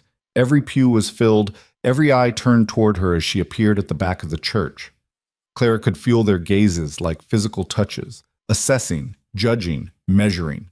She fixed her eyes on the altar, where Victor stood beside Reverend Thompson, looking immaculate in his tailored suit. Victor watched her approach with an expression Clara couldn't quite read. Pride, perhaps. Satisfaction. The look of a man who had invested wisely and was about to collect his returns. The walk down the aisle felt endless. Clara's feet moved mechanically, one step at a time, her father's arm rigid beneath her hand. The faces in the pews blurred together, friends, neighbors, strangers who had nothing better to do on a Friday morning than watch a transaction disguised as a sacrament. Halfway down the aisle, Clara's vision swam. The tight dress made breathing difficult, and the heat from the crowded church and the candles created a stifling atmosphere. She stumbled slightly, and her father's grip on her arm tightened. "Almost there," he whispered. "Don't you dare faint." Clara forced her feet to keep moving. Left, right, closer to the altar, closer to Victor, closer to the moment when she would cease to be Clara Whitmore and become Mrs. Victor Hale. They reached the front of the church, and her father released her arm, placing her hand in Victor's. His palm was cool and dry, his grip firm and possessive. Reverend Thompson opened his Bible, and the ceremony began. Clara heard the words as if from underwater. "Dearly beloved, gathered here today, holy matrimony, joined together." The Reverend's voice droned on, reciting the familiar liturgy, and Clara focused on breathing through the constricting dress, on staying upright, on not collapsing in front of 200 witnesses. "Marriage is not to be entered into lightly," Reverend Thompson intoned, "but reverently, deliberately, and in accordance with the purposes for which it was instituted. Reverently, deliberately." Clara wanted to laugh at the irony. The Reverend continued through the ceremony's opening, talking about commitment and partnership and love, words that had nothing to do with the arrangement being formalized today. Clara could feel Victor's eyes on her profile, assessing, always assessing. "Who gives this woman to be married to this man?" Reverend Thompson asked. "Her mother and I do," Howard Whitmore said firmly from the front pew. "Who gives this woman?" As if Clara was property to be transferred. "Let us pray," the Reverend said, and the congregation bowed their heads. Clara kept her eyes open, staring at the stained glass window behind the altar. It depicted a dove in flight, wings spread, free. She envied that dove with an intensity that surprised her. The prayer ended, and Reverend Thompson launched into a lengthy sermon about the duties of wives and husbands, about submission and leadership, about building a Christian home. Clara stopped listening. She was too focused on staying conscious, on maintaining the facade, on getting through the next 30 minutes without breaking apart completely. Finally, the Reverend reached the vows. "Victor Hale, do you take this woman to be your lawfully wedded wife?" Victor's voice was clear and confident. "I do." "Do you promise to love her, comfort her, honor and keep her, in sickness and in health, and forsaking all others, keep yourself only unto her for as long as you both shall live?" "I do," Victor repeated, and there wasn't an ounce of doubt in his voice. Reverend Thompson turned to Clara. "Clara Whitmore, do you take this man to be your lawfully wedded husband?" This was it, the moment of commitment, the point of no return. Clara opened her mouth to say, "I do." But what came out instead was, "No." The single syllable dropped into the church like a stone into still water. For a heartbeat, there was absolute silence. Then gasps rippled through the congregation, a wave of shock spreading from pew to pew. "I'm sorry?" Reverend Thompson said, clearly convinced he'd misheard. "No," Claire repeated, louder this time. "I don't." Victor's hand tightened painfully on hers. "Clara," he hissed, his smile frozen in place. "What are you doing?" "I can't marry you," Clara said, and the words felt like breaking through ice into clear air. "I'm sorry, but I can't." "This is highly irregular," Reverend Thompson began. "Irregular?" Victor's facade cracked, revealing something ugly beneath. His voice rose, filling the church. "This is humiliating. Clara, you agreed to this. Your family agreed to this. We have a contract." "You have a contract with my father," Clara said, pulling her hand free from his. "Not with me." The murmuring in the congregation grew louder. Clara could hear her mother's voice, sharp with panic, and her father's deeper rumble, both of them trying to reach the altar. "I invested 6 months in you," Victor said, and all pretense of affection had vanished. His face was red, his eyes hard. 6 months of waiting while you tried and failed to make yourself presentable. 6 months of public patience while you embarrassed me with your weakness and your complete lack of discipline. Then you should be relieved, Clara said, her voice steadier than she'd expected. You don't have to be embarrassed by me anymore. You think this is better? Victor's laugh was harsh. You think rejecting me at the altar is less embarrassing than being fat? The word hit Clara like a slap, but she didn't flinch. She'd heard it whispered behind hands for months. At least now it was out in the open. I think, Clara said clearly, that you never wanted a wife. You wanted an acquisition, something you could shape and control and display. And I'm sorry, but I'm not for sale. Her father reached the altar, his face purple with rage. Clara Whitmore, you get back up here right now and finish this ceremony. No, Papa. Do you have any idea what you've done? Howard grabbed her arm, his fingers digging in painfully. We're ruined, completely ruined. The mortgage, the business, everything. I know, Clara said, tears streaming down her face now, ruining the carefully applied makeup. I know what it costs, but I can't do it. I can't spend my life making myself smaller for a man who will never think I'm enough. You selfish girl, her father spat. After everything we've done for you, after all the sacrifices. What sacrifices? Clara demanded, her voice rising to match his. You starved me. You poisoned me. You paraded me around like livestock, measuring and judging and finding me wanting at every turn. You didn't sacrifice anything. You sacrificed me. The church had erupted into chaos. People were standing, talking over each other, craning to see the drama unfold. Victor stood frozen at the altar, his carefully constructed image crumbling. The Reverend looked like he wanted to sink through the floor. You'll pay for this, Victor said, his voice low and dangerous. You and your pathetic family. I'll make sure no one in this territory ever does business with you again. I'll destroy you. You already tried to destroy her, a voice called from the back of the church. Seems to me she survived just fine. Every head turned toward the source. Clara's heart leapt as she saw Cole Mercer standing in the last pew, still in his work clothes, his hat in his hands, looking completely out of place among the fine suits and elaborate dresses. This is none of your concern, Mercer, Victor snapped. It became my concern when I watched this woman nearly die on my land because she was starving herself to meet your impossible standards, Cole said, walking slowly up the aisle. The crowd parted for him like he was Moses at the Red Sea. It became my concern when I realized the whole town was watching her waste away and calling it a wedding preparation. Cole, don't, Clara started, terrified he was about to make things worse. But Cole wasn't looking at her. He was looking at Victor with an expression of pure contempt. You're a coward, Hale, Cole said, his voice carrying to every corner of the church. You found a good woman, talented, strong, smart, and instead of appreciating what you had, you tried to break her down into something more convenient, something that would look better on your arm, something that wouldn't challenge your fragile ego.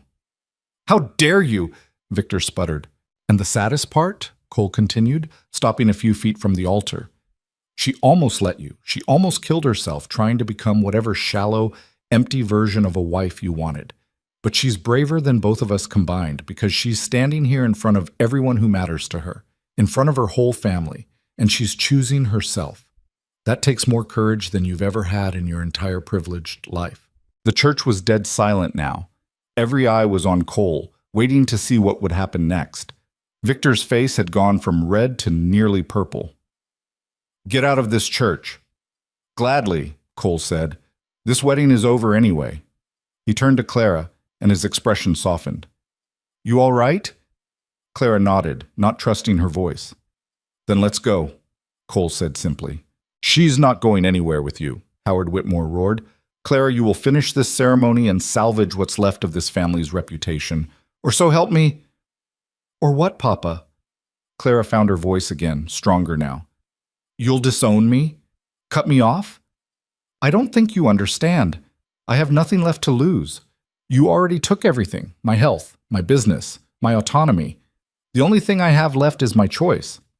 And I'm choosing to leave. She gathered her skirts and stepped away from the altar. Her mother was weeping dramatically in the front pew, being comforted by Penny. Her father looked like he might have a stroke. Victor stood frozen, humiliated and furious, in front of 200 witnesses. Clara walked down the aisle toward Cole, each step feeling lighter than the last. She was vaguely aware of the gasps and whispers that followed her, the scandalized faces, the shock rippling through the crowd. But she didn't care anymore. For the first time in 6 months, she didn't care what anyone thought. She reached Cole, and he offered his arm. Clara took it, and together they walked out of the church into the bright morning sunshine. Behind them, the church erupted. Clara could hear her father shouting, her mother wailing, Victor demanding someone do something. But the sounds grew fainter as she and Cole descended the church steps and crossed the street to where his horse was tied. "Can you ride in that dress?" Cole asked. Clara looked down at the elaborate gown, the train dragging in the dust, the tight bodice that had been torturing her all morning. "No," she said, "but I can fix that." Before Cole could stop her, Clara grabbed a fistful of the train and tore. The expensive silk ripped with a satisfying sound. She tore again and again until the back of the dress hung in tatters and her legs were free. "Better," she said, breathless and slightly hysterical. Cole stared at her for a moment, then started to laugh. It was a deep, genuine sound, and it made Clara laugh too, giddy with relief and terror and the sheer absurdity of what she'd just done. "Come on," Cole said, helping her onto the horse. "Let's get you somewhere safe before your father organizes a lynch mob." They rode through town at a measured pace, Clara still in her destroyed wedding dress, Cole beside her on foot leading the horse. People stared from doorways and windows, already spreading the news. By nightfall, everyone in 3 counties would know what Clara Whitmore had done. She'd humiliated Victor Hale, destroyed her family's last chance at financial salvation, walked out of her own wedding with a rancher most decent folk avoided. She'd chosen herself. And as Black Hollow Ridge fell away behind them and the open range stretched out ahead, Clara felt something she hadn't experienced in 6 months. Freedom. It was terrifying and exhilarating and completely uncertain, but it was hers. The reality of what she'd done hit Clara fully about 2 miles outside of town.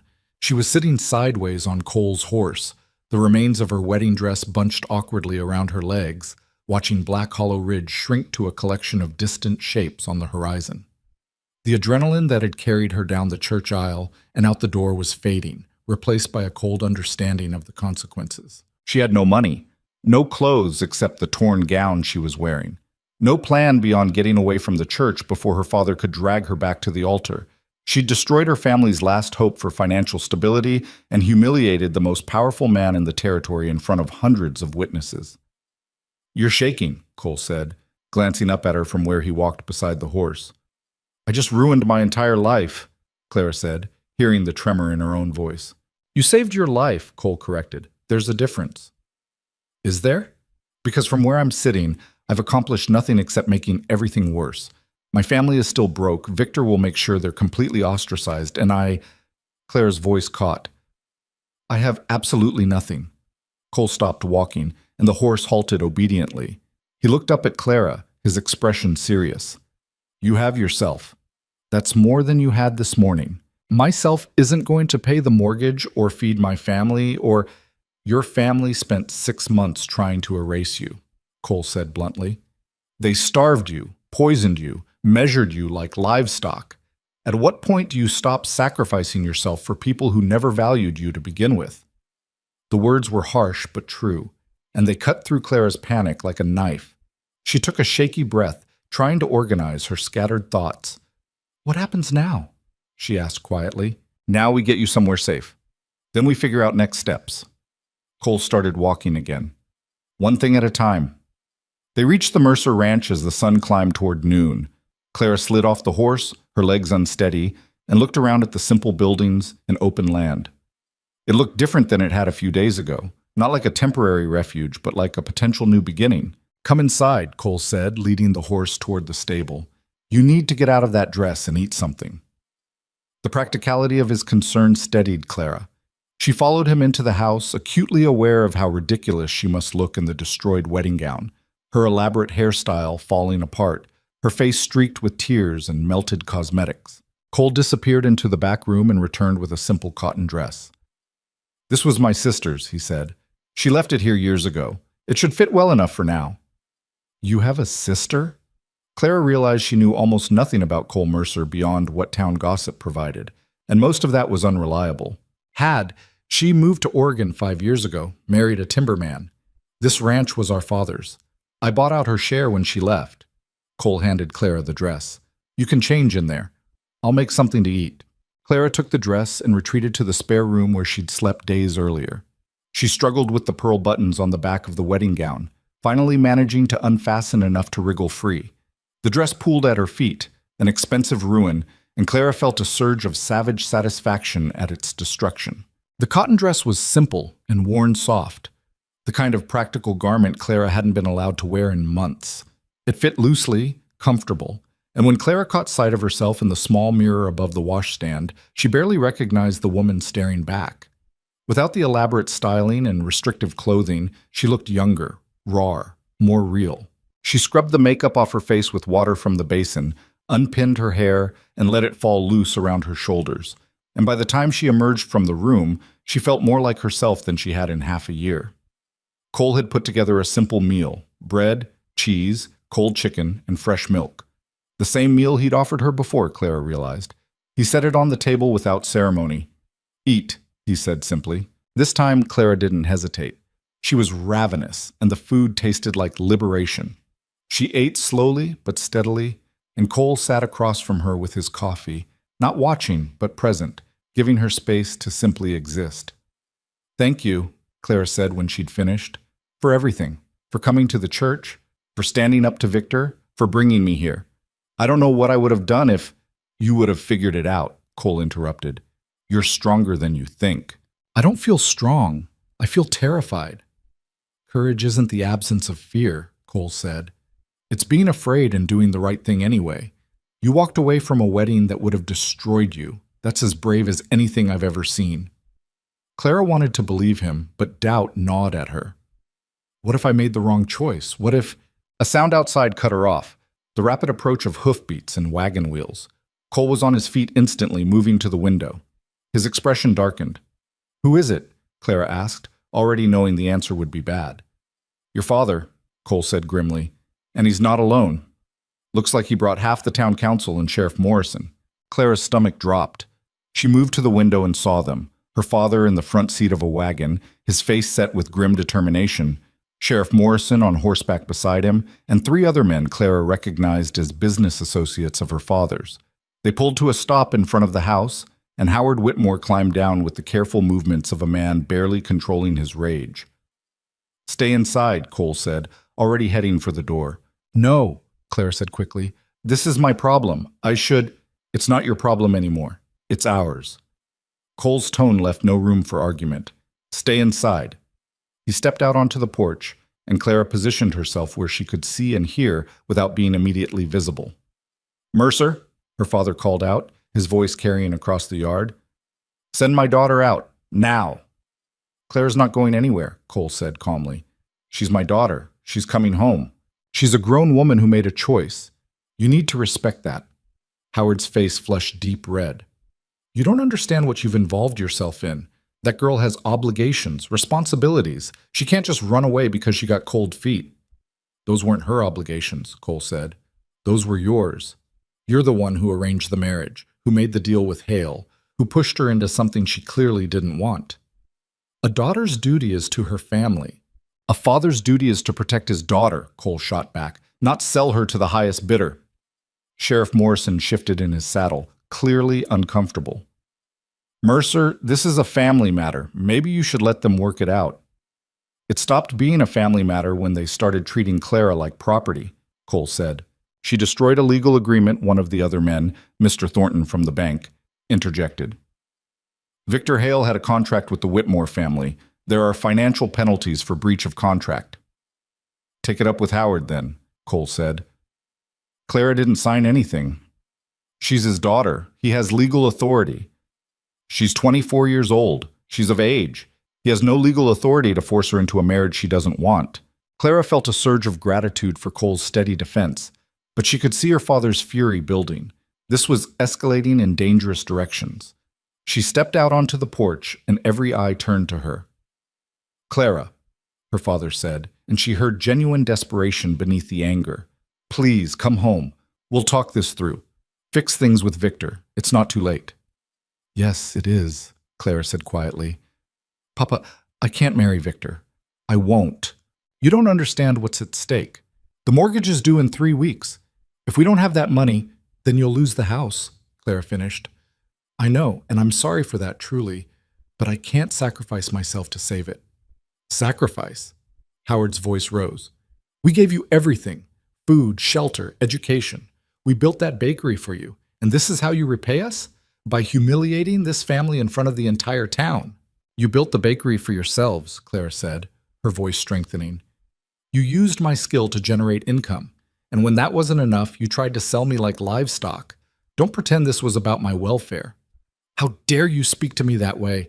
I dare because I finally understand that I don't owe you my life, Clara said. I tried, Papa.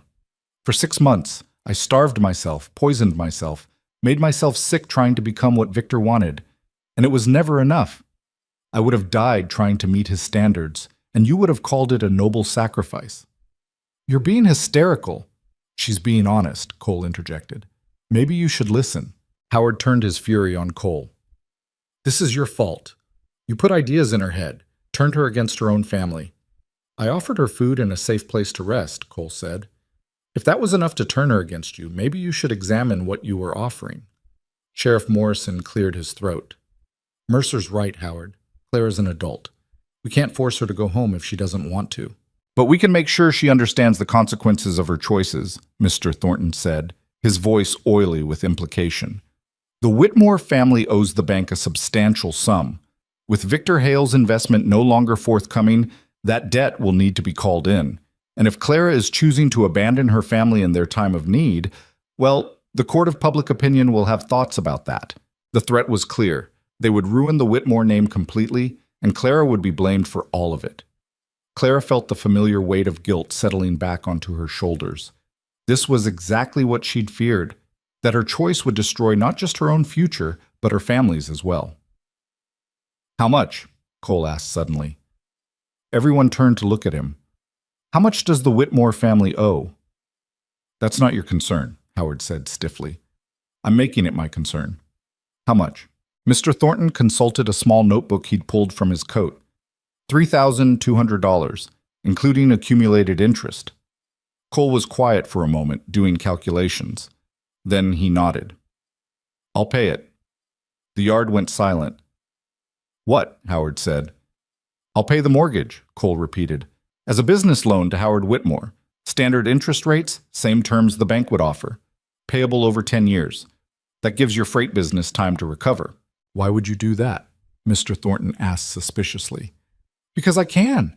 Because it's the right thing to do, and because it removes Clara from the equation entirely. Cole looked at Howard.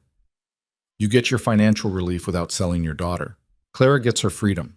Everyone wins. I don't want your charity, Howard said, but his voice had lost its conviction. It's not charity. It's a business arrangement. I'll draw up proper papers, make it all legal and binding. Cole's expression was implacable. The only condition is that you leave Clara alone. No more pressure to reconcile with Hale. No more guilt about family duty. She gets to make her own choices. Clara stared at Cole in shock. This was exactly what he'd offered before, but she'd been too afraid to accept. Now he was making it happen regardless, removing her ability to refuse out of misplaced guilt. Howard looked torn between pride and desperation. The desperation won. I'd need to see the terms in writing. Come by tomorrow morning. I'll have everything prepared. Cole's tone made it clear the discussion was over. Sheriff Morrison seized on the solution gratefully. Well then, seems like this situation is resolving itself. Howard, you'll get your money. Clara, you'll get your independence. No need for any further drama. But Mr. Thornton wasn't finished. This doesn't address Victor Hale's grievances. He's the aggrieved party here. He spent 6 months courting Miss Whitmore, made arrangements, incurred expenses. Yes. Victor Hale tried to remake a woman into his ideal of acceptability, Cole said flatly. If he wants to sue for damages, let him try. I'd love to see him explain to a judge why he required his bride to lose 30 pounds before he'd marry her. Thornton's mouth snapped shut. That particular detail would not play well in any legal setting. Howard stood there for a long moment, visibly wrestling with his pride. Finally, he looked at Clara. Is this really what you want? To throw away everything we built for you? You didn't build it for me, Papa, Clara said sadly. You built it for yourselves. I'm just taking back what was mine to begin with. Her father's face hardened. Fine. Take Mercer's money. Ruin your reputation. But don't come crying back when you realize what you've lost. I won't, Clara said. Howard climbed back onto the wagon, and the other men followed his lead, mounting their horses. Sheriff Morrison tipped his hat to Cole, a gesture of respect, then turned his horse back toward town. As the group rode away, Clara felt her knees go weak. Cole's hand was instantly at her elbow, steadying her. You all right? He asked. I don't know, Clara said honestly. You just offered to pay my family's entire debt. Cole, that's more money than I can ever repay. I didn't lend it to you. I lent it to your father. His business is profitable when he manages it properly. He'll pay it back. But why? Why would you do this for people you barely know? Cole guided her back inside the house and sat her down at the table. Because you deserve to be free without carrying the weight of your family's finances. Because your father made bad choices, and you shouldn't have to pay for them with your life, and because... He paused, seeming to choose his words carefully. Because I've spent the last few days watching you fight for yourself, and I want to see what you can do when you're not fighting with one hand tied behind your back. Clara felt tears building again, but these were different from the panicked tears in the church. These were tears of overwhelming gratitude and relief. Thank you, she whispered. I don't know how I'll ever... Don't, Cole said gently. Don't start calculating debt and obligation. We're not doing that. You're free, Clara. Actually free. Figure out what you want to do with that. The weight of possibility was almost as overwhelming as the weight of obligation had been. Clara had spent so long being told what to do, who to be, how to exist, that the idea of choosing for herself felt foreign and frightening. I don't know where to start, she admitted. Start with staying here for a few days, Cole suggested. Get your strength back, eat real food, sleep without nightmares, then we'll figure out next steps. Over the following week, Clara did exactly that. She slept in the spare room, ate 3 meals a day, and slowly began to remember what it felt like to live in a body that wasn't constantly screaming for sustenance. The tremors from Dr. Callahan's treatments gradually subsided. Her heart rate normalized. The constant dizziness faded. Cole gave her space but was always present when she needed him. He taught her to ride properly, to mend fences, to identify the different cattle on his range. He showed her the account books for his ranch and explained how he'd built a profitable operation through careful management and smart breeding choices. You have a mind for numbers, he observed one afternoon when she'd helped him calculate feed costs. Ever thought about running a business? I ran the bakery, Clara said, before my mother took it over to focus on wedding preparations. Why don't you take it back? The idea hadn't occurred to Clara. Penny's running it now. Is she any good at it? Clara thought about the complaints she'd heard before the wedding, the declining quality, the lost customers. Not really. She's competent, but she doesn't have the passion for it. Then take it back, Cole said simply. It's your business, your recipes, your reputation. Take it back and run it properly. The more Clara thought about it, the more the idea took hold. The bakery had been her sanctuary, her creative outlet, her pride. Reclaiming it felt like reclaiming herself. But when she mentioned the idea to Cole that evening, he raised a concern she hadn't considered.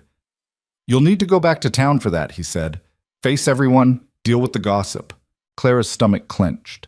She'd been avoiding thinking about Black Hollow Ridge, about the scandal she'd created, about how people would treat her now. They'll destroy me, she said quietly. Maybe, Cole agreed. Or maybe they'll surprise you. Either way, you can't hide out here forever. At some point, you have to walk back into your life. He was right, but that didn't make it less terrifying. The decision was made for her 3 days later when Penny appeared at the ranch, riding a borrowed horse and looking exhausted. Clara, she said, dismounting quickly, I need to talk to you. Clara had been feeding chickens in the yard. She set down the bucket and approached her sister cautiously. How did you know I was here? Everyone knows you're here, Penny said. The whole town is talking about nothing else. But that's not why I came. Clara, Mother is sick. Clara's heart seized. What's wrong? She collapsed 2 days ago. Dr. Callahan says it's her heart. The stress of everything, the wedding, the scandal, the financial situation. It's been too much. Penny's eyes filled with tears. She's been asking for you. The old guilt surged back immediately, but Clara forced herself to think clearly. What about Papa? He's barely left her bedside. He won't talk to anyone, won't deal with the business. Everything is falling apart, Clara. Penny grabbed her sister's hands. I know you're angry at them. I know they treated you terribly, but she's our mother, and she's asking for you. Clara looked back at the house where Cole had emerged onto the porch, watching the interaction. He met her eyes and gave a small nod. Your choice. I'll come, Clara said. But I'm not staying, and I'm not reconciling with Victor. I know, Penny said. I wouldn't ask you to. Mother needs to see that you're all right, that we haven't lost you completely. They rode back to town together, and with every mile, Clara felt the weight of judgment settling back onto her shoulders. By the time they reached the Whitmore house, her hands were shaking again. Not from hunger this time, but from anxiety. The house looked different somehow, smaller and shabbier than she remembered. Penny led her inside and up the stairs to their parents' bedroom, where Margaret Whitmore lay propped against pillows, looking frighteningly pale and fragile. Clara, she whispered when she saw her daughter, you came. Of course I came, Clara said, moving to her mother's bedside. Penny said you were ill. Margaret's hand reached out, trembling, and Clara took it. Her mother's fingers were cold and thin, and Clara was shocked by how much she'd deteriorated in just over a week. I'm sorry, Margaret said, tears sliding down her cheeks.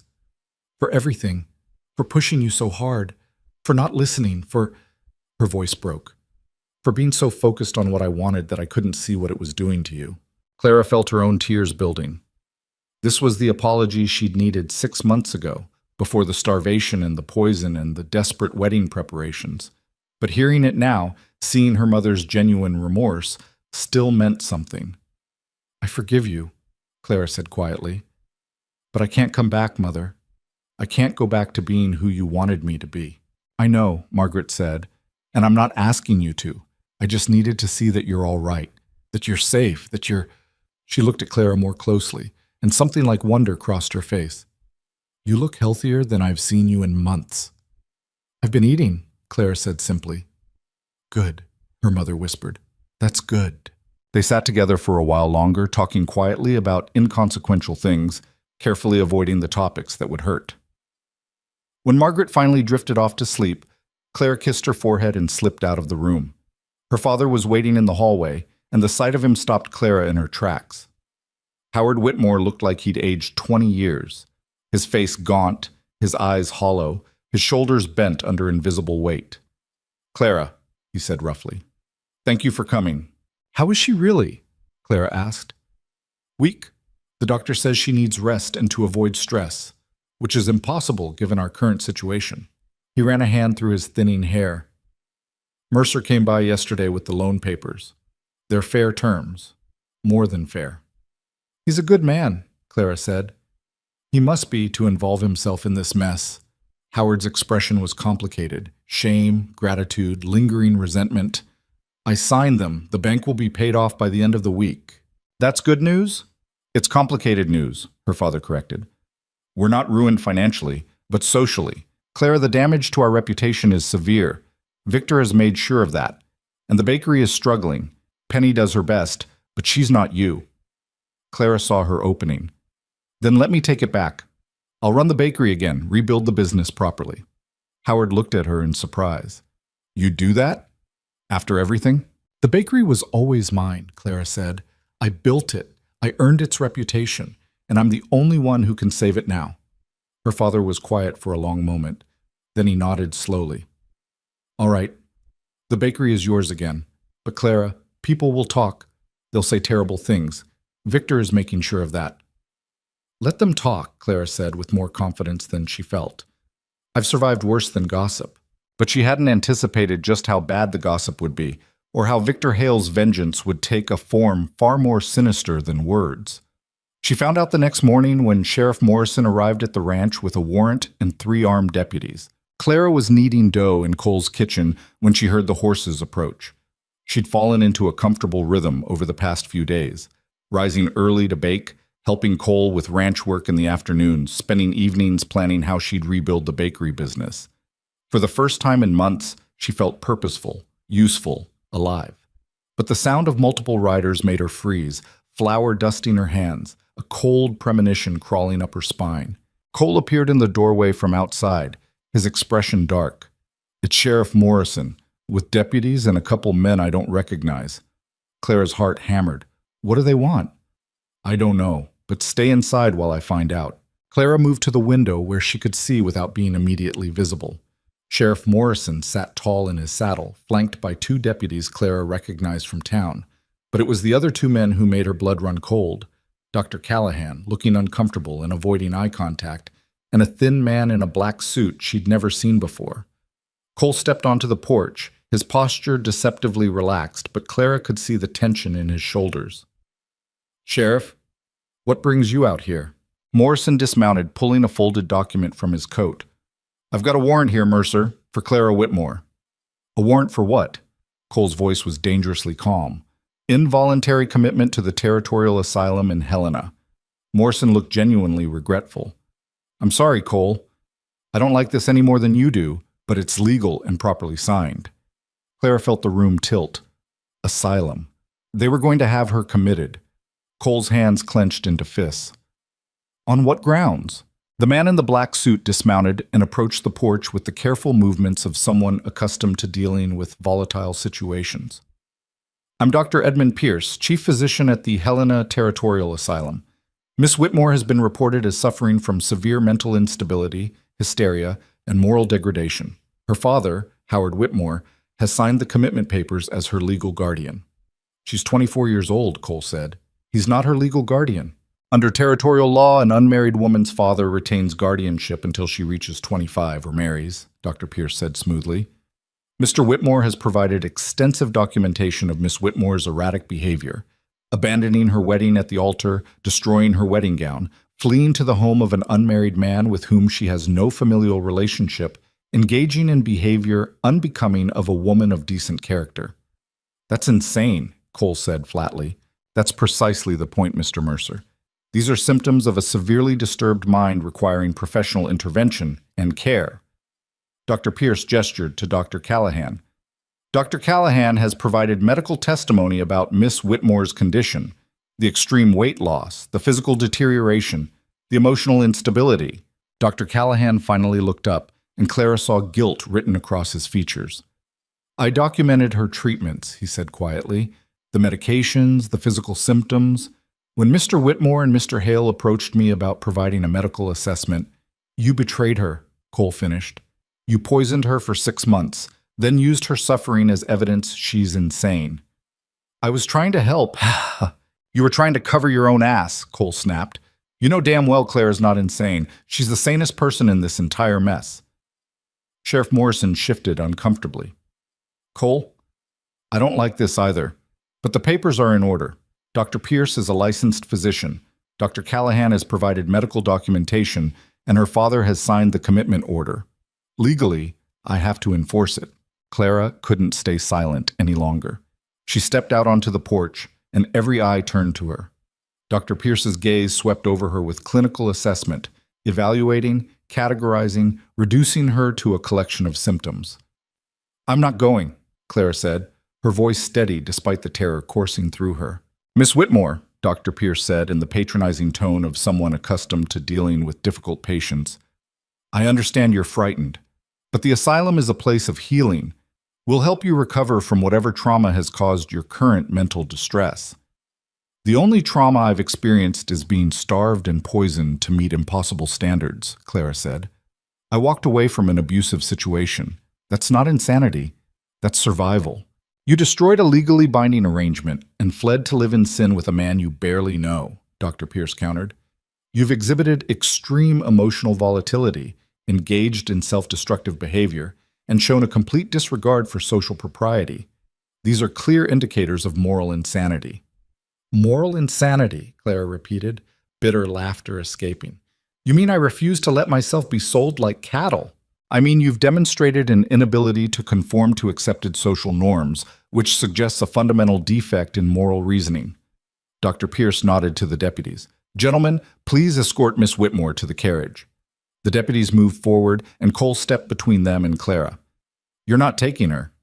Mr. Mercer, I appreciate your concern for Miss Whitmore, but interfering with a legal commitment is a criminal offense, Sheriff Morrison warned.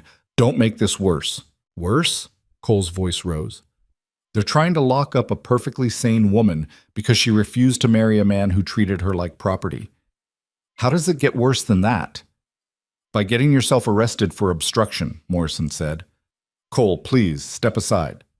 Behind the house, Clara heard more horses approaching. Her heart sank. Reinforcements, probably. Victor must have planned this carefully, ensuring overwhelming force to prevent any resistance. But when the riders came around the side of the house, Clara's breath caught. It wasn't more deputies. It was a single man on a dark horse, dressed in formal attire with a leather satchel strapped to his saddle. He was older, perhaps 60, with steel-gray hair and sharp eyes that took in the scene with immediate understanding. He dismounted with practiced ease and approached the porch. Territorial Judge Marcus Brennan, he announced, his voice carrying authority. I received an urgent message this morning about a questionable commitment proceeding. I see I arrived just in time. Dr. Pierce's confidence faltered. Judge Brennan, this is unexpected. I assure you, everything is being conducted according to proper legal procedure. Is it? Judge Brennan pulled documents from his satchel. Because I've reviewed the commitment papers filed with the territorial court, and I have several concerns. Sheriff Morrison, may I see the warrant? Morrison handed over the document, and Judge Brennan examined it carefully. His expression grew increasingly stern. This warrant is based on a petition filed by Howard Whitmore as guardian of his adult daughter. However, I have here a document filed with the court 3 days ago that supersedes his authority. The judge produced another paper. A marriage license properly executed and witnessed between Clara Whitmore and Cole Mercer.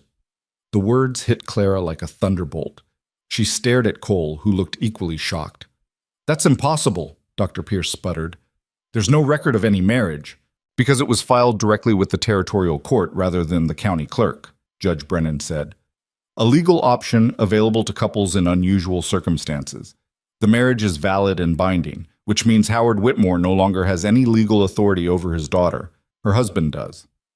Cole found his voice first. Judge, I appreciate the intervention, but I never filed— I did, another voice called from the path leading to the ranch. Everyone turned to see Penny Whitmore riding up on a bay mare, her face flushed from hard riding. She dismounted quickly and hurried forward. I filed it, Penny repeated, looking at Clara with fierce determination. 2 days ago.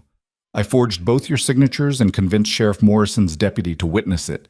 Then I rode to Helena to file it directly with the territorial court because I knew Papa and Victor were planning something. You forged a marriage license? Sheriff Morrison said, shocked. I protected my sister, Penny shot back. Papa has been meeting with Victor and Dr. Pierce for a week. They were planning this commitment.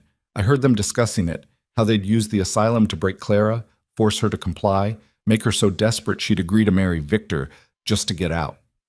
The casual cruelty of the plan stole Clara's breath. Victor hadn't accepted her rejection. He'd simply found another way to trap her. Dr. Pierce cleared his throat.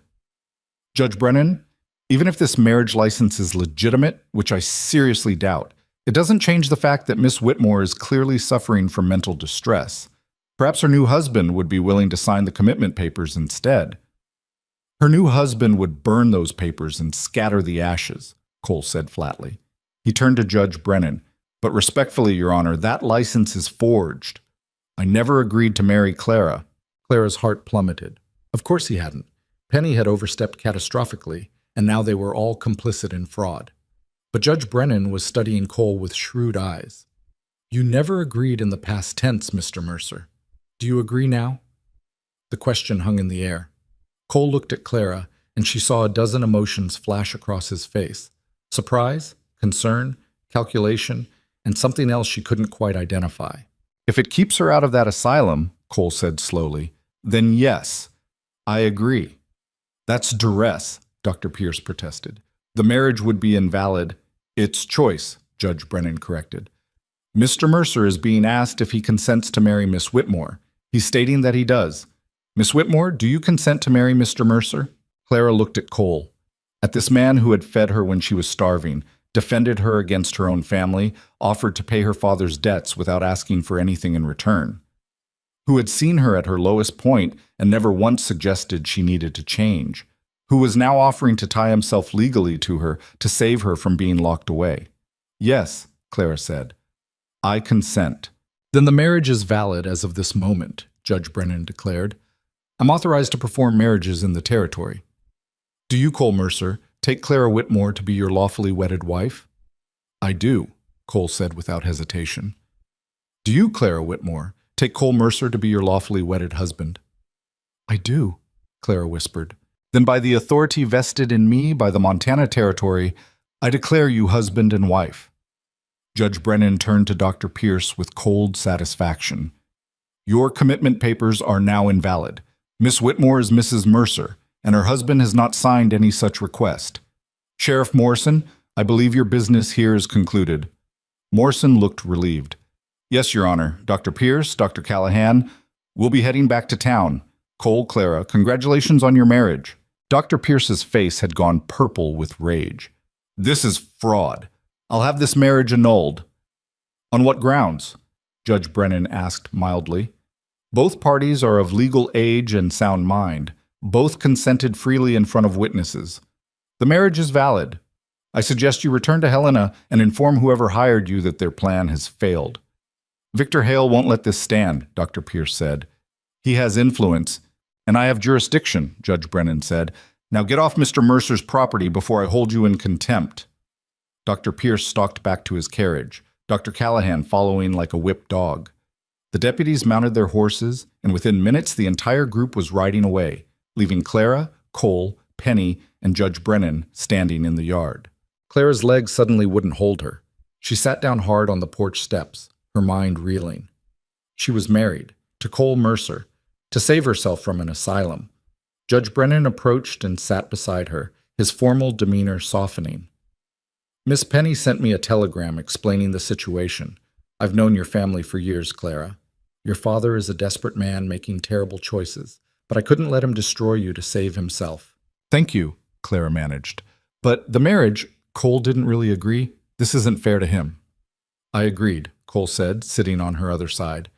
"Maybe not to the forged license, but to the marriage itself. I meant what I said." "But you barely know me," Clara protested. "And now you're legally bound to—" "To a strong, talented woman who deserves better than what she's been given," Cole finished. "I know enough. And if you're worried about obligation, don't be. We'll figure out what this marriage looks like as we go." Judge Brennan stood, dusting off his pants. "I'll file the proper paperwork with the court.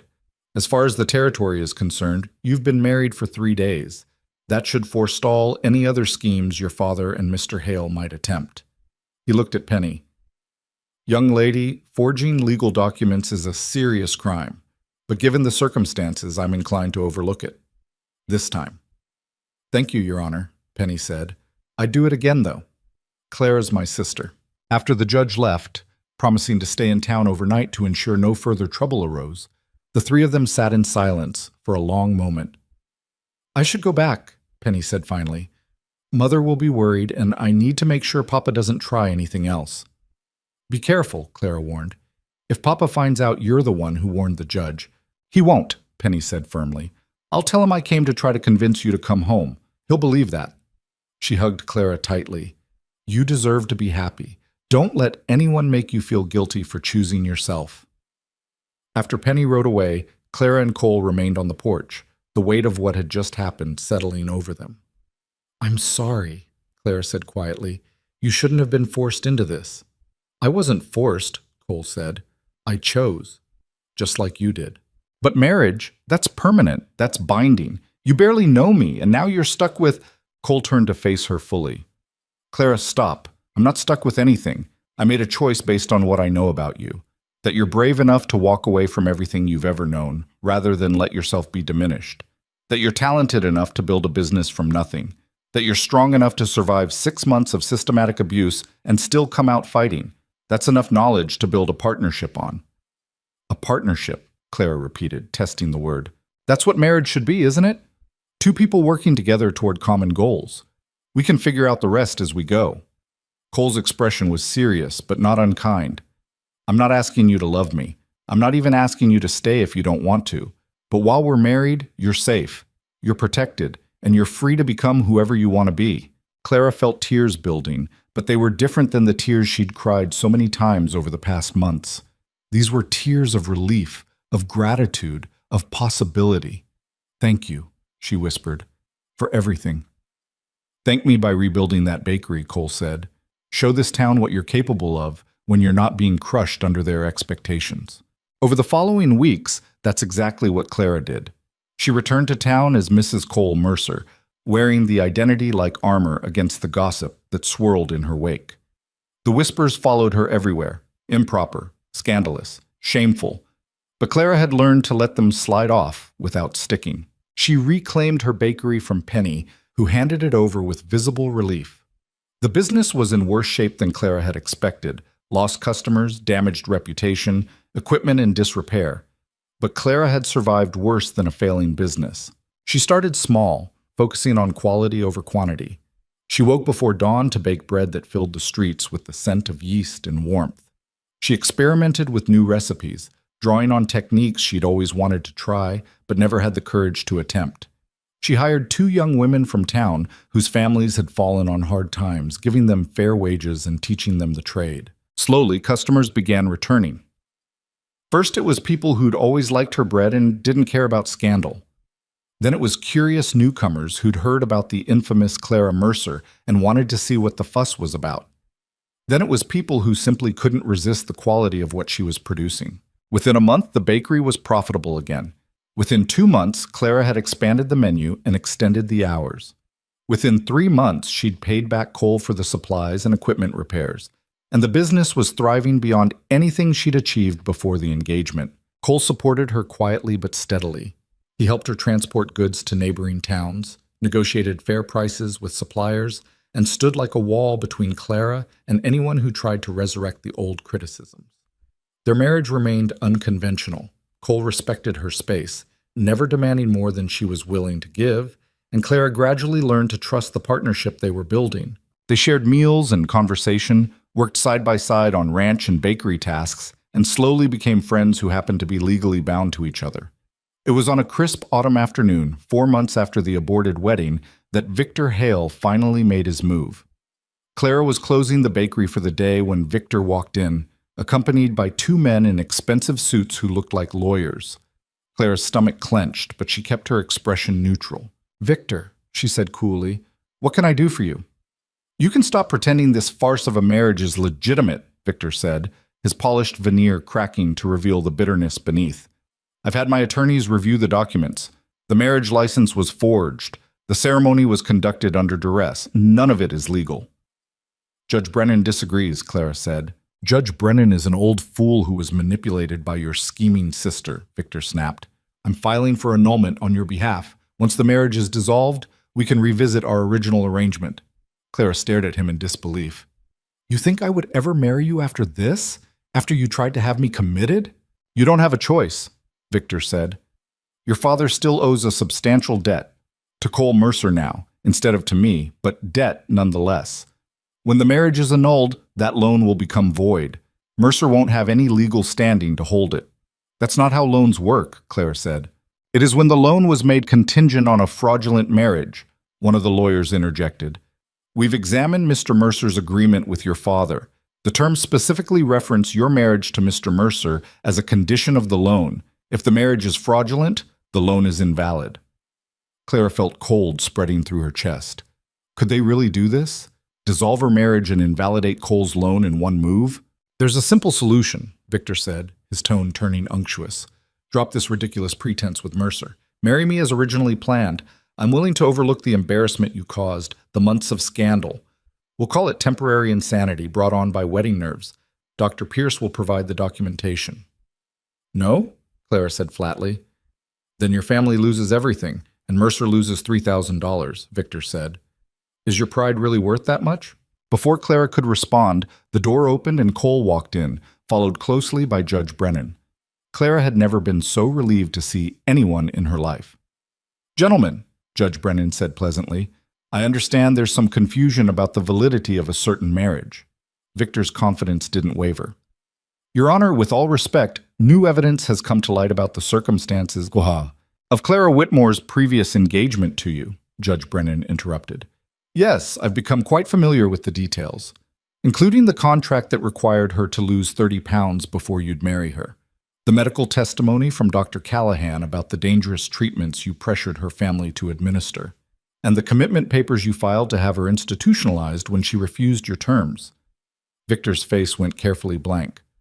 I don't know what you're implying. I'm not implying anything. I'm stating facts that will become part of the public record if you proceed with this annulment petition.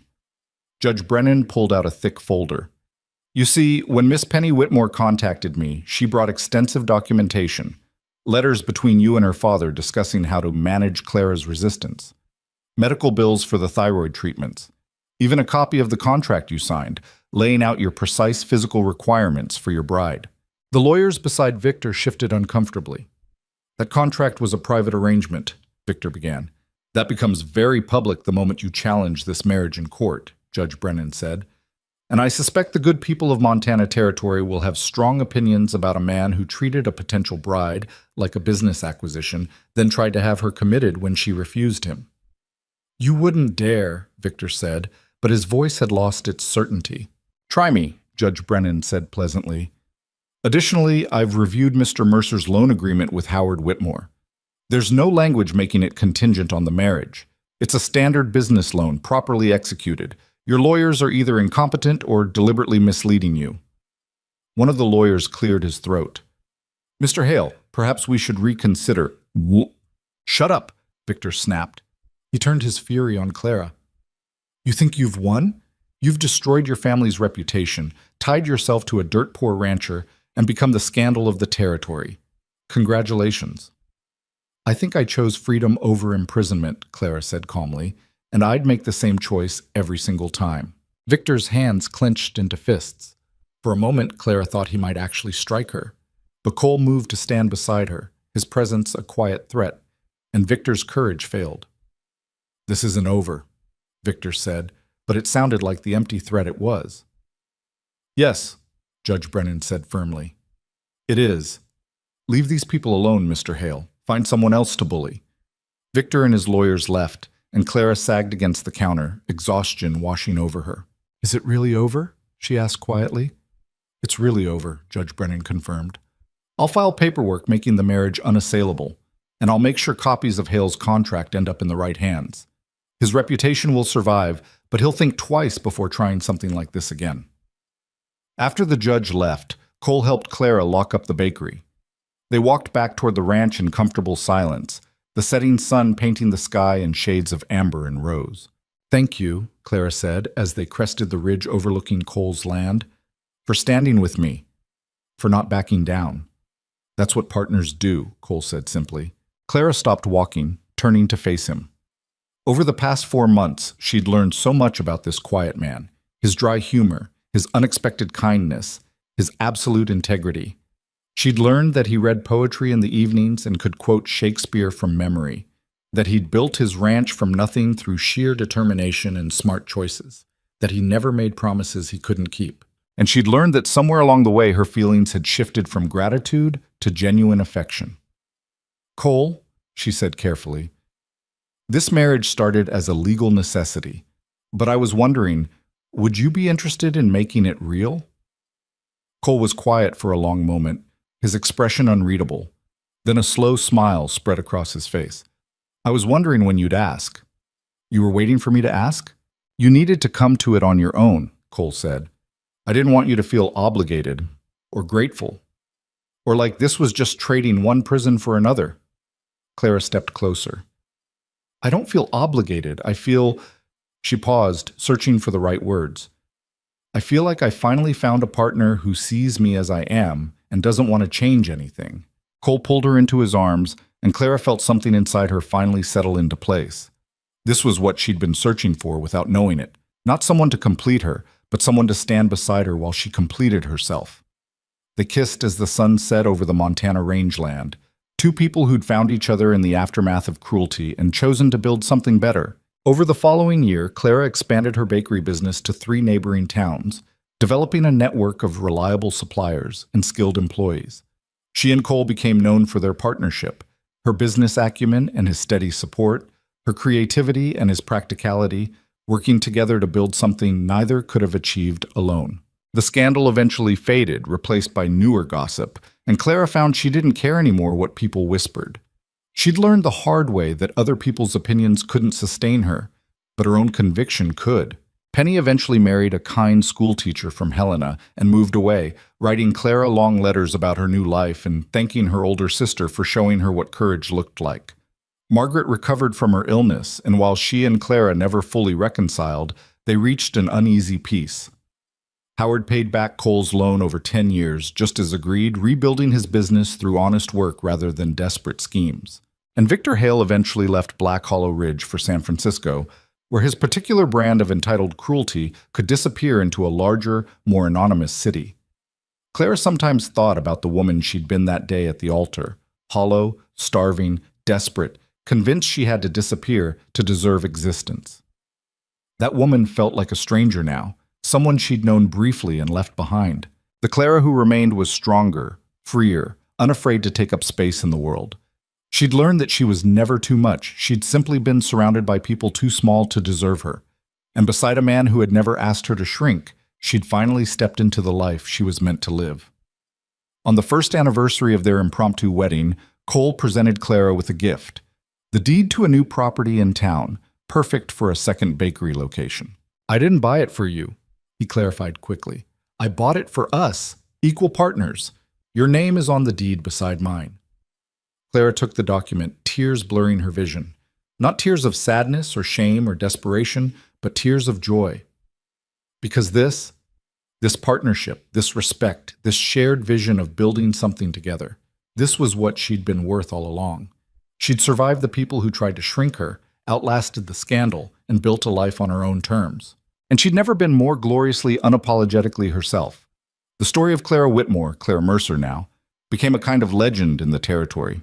The woman who walked away from her own wedding, who refused to be bought or broken, who built an empire from flour and determination and absolute refusal to disappear.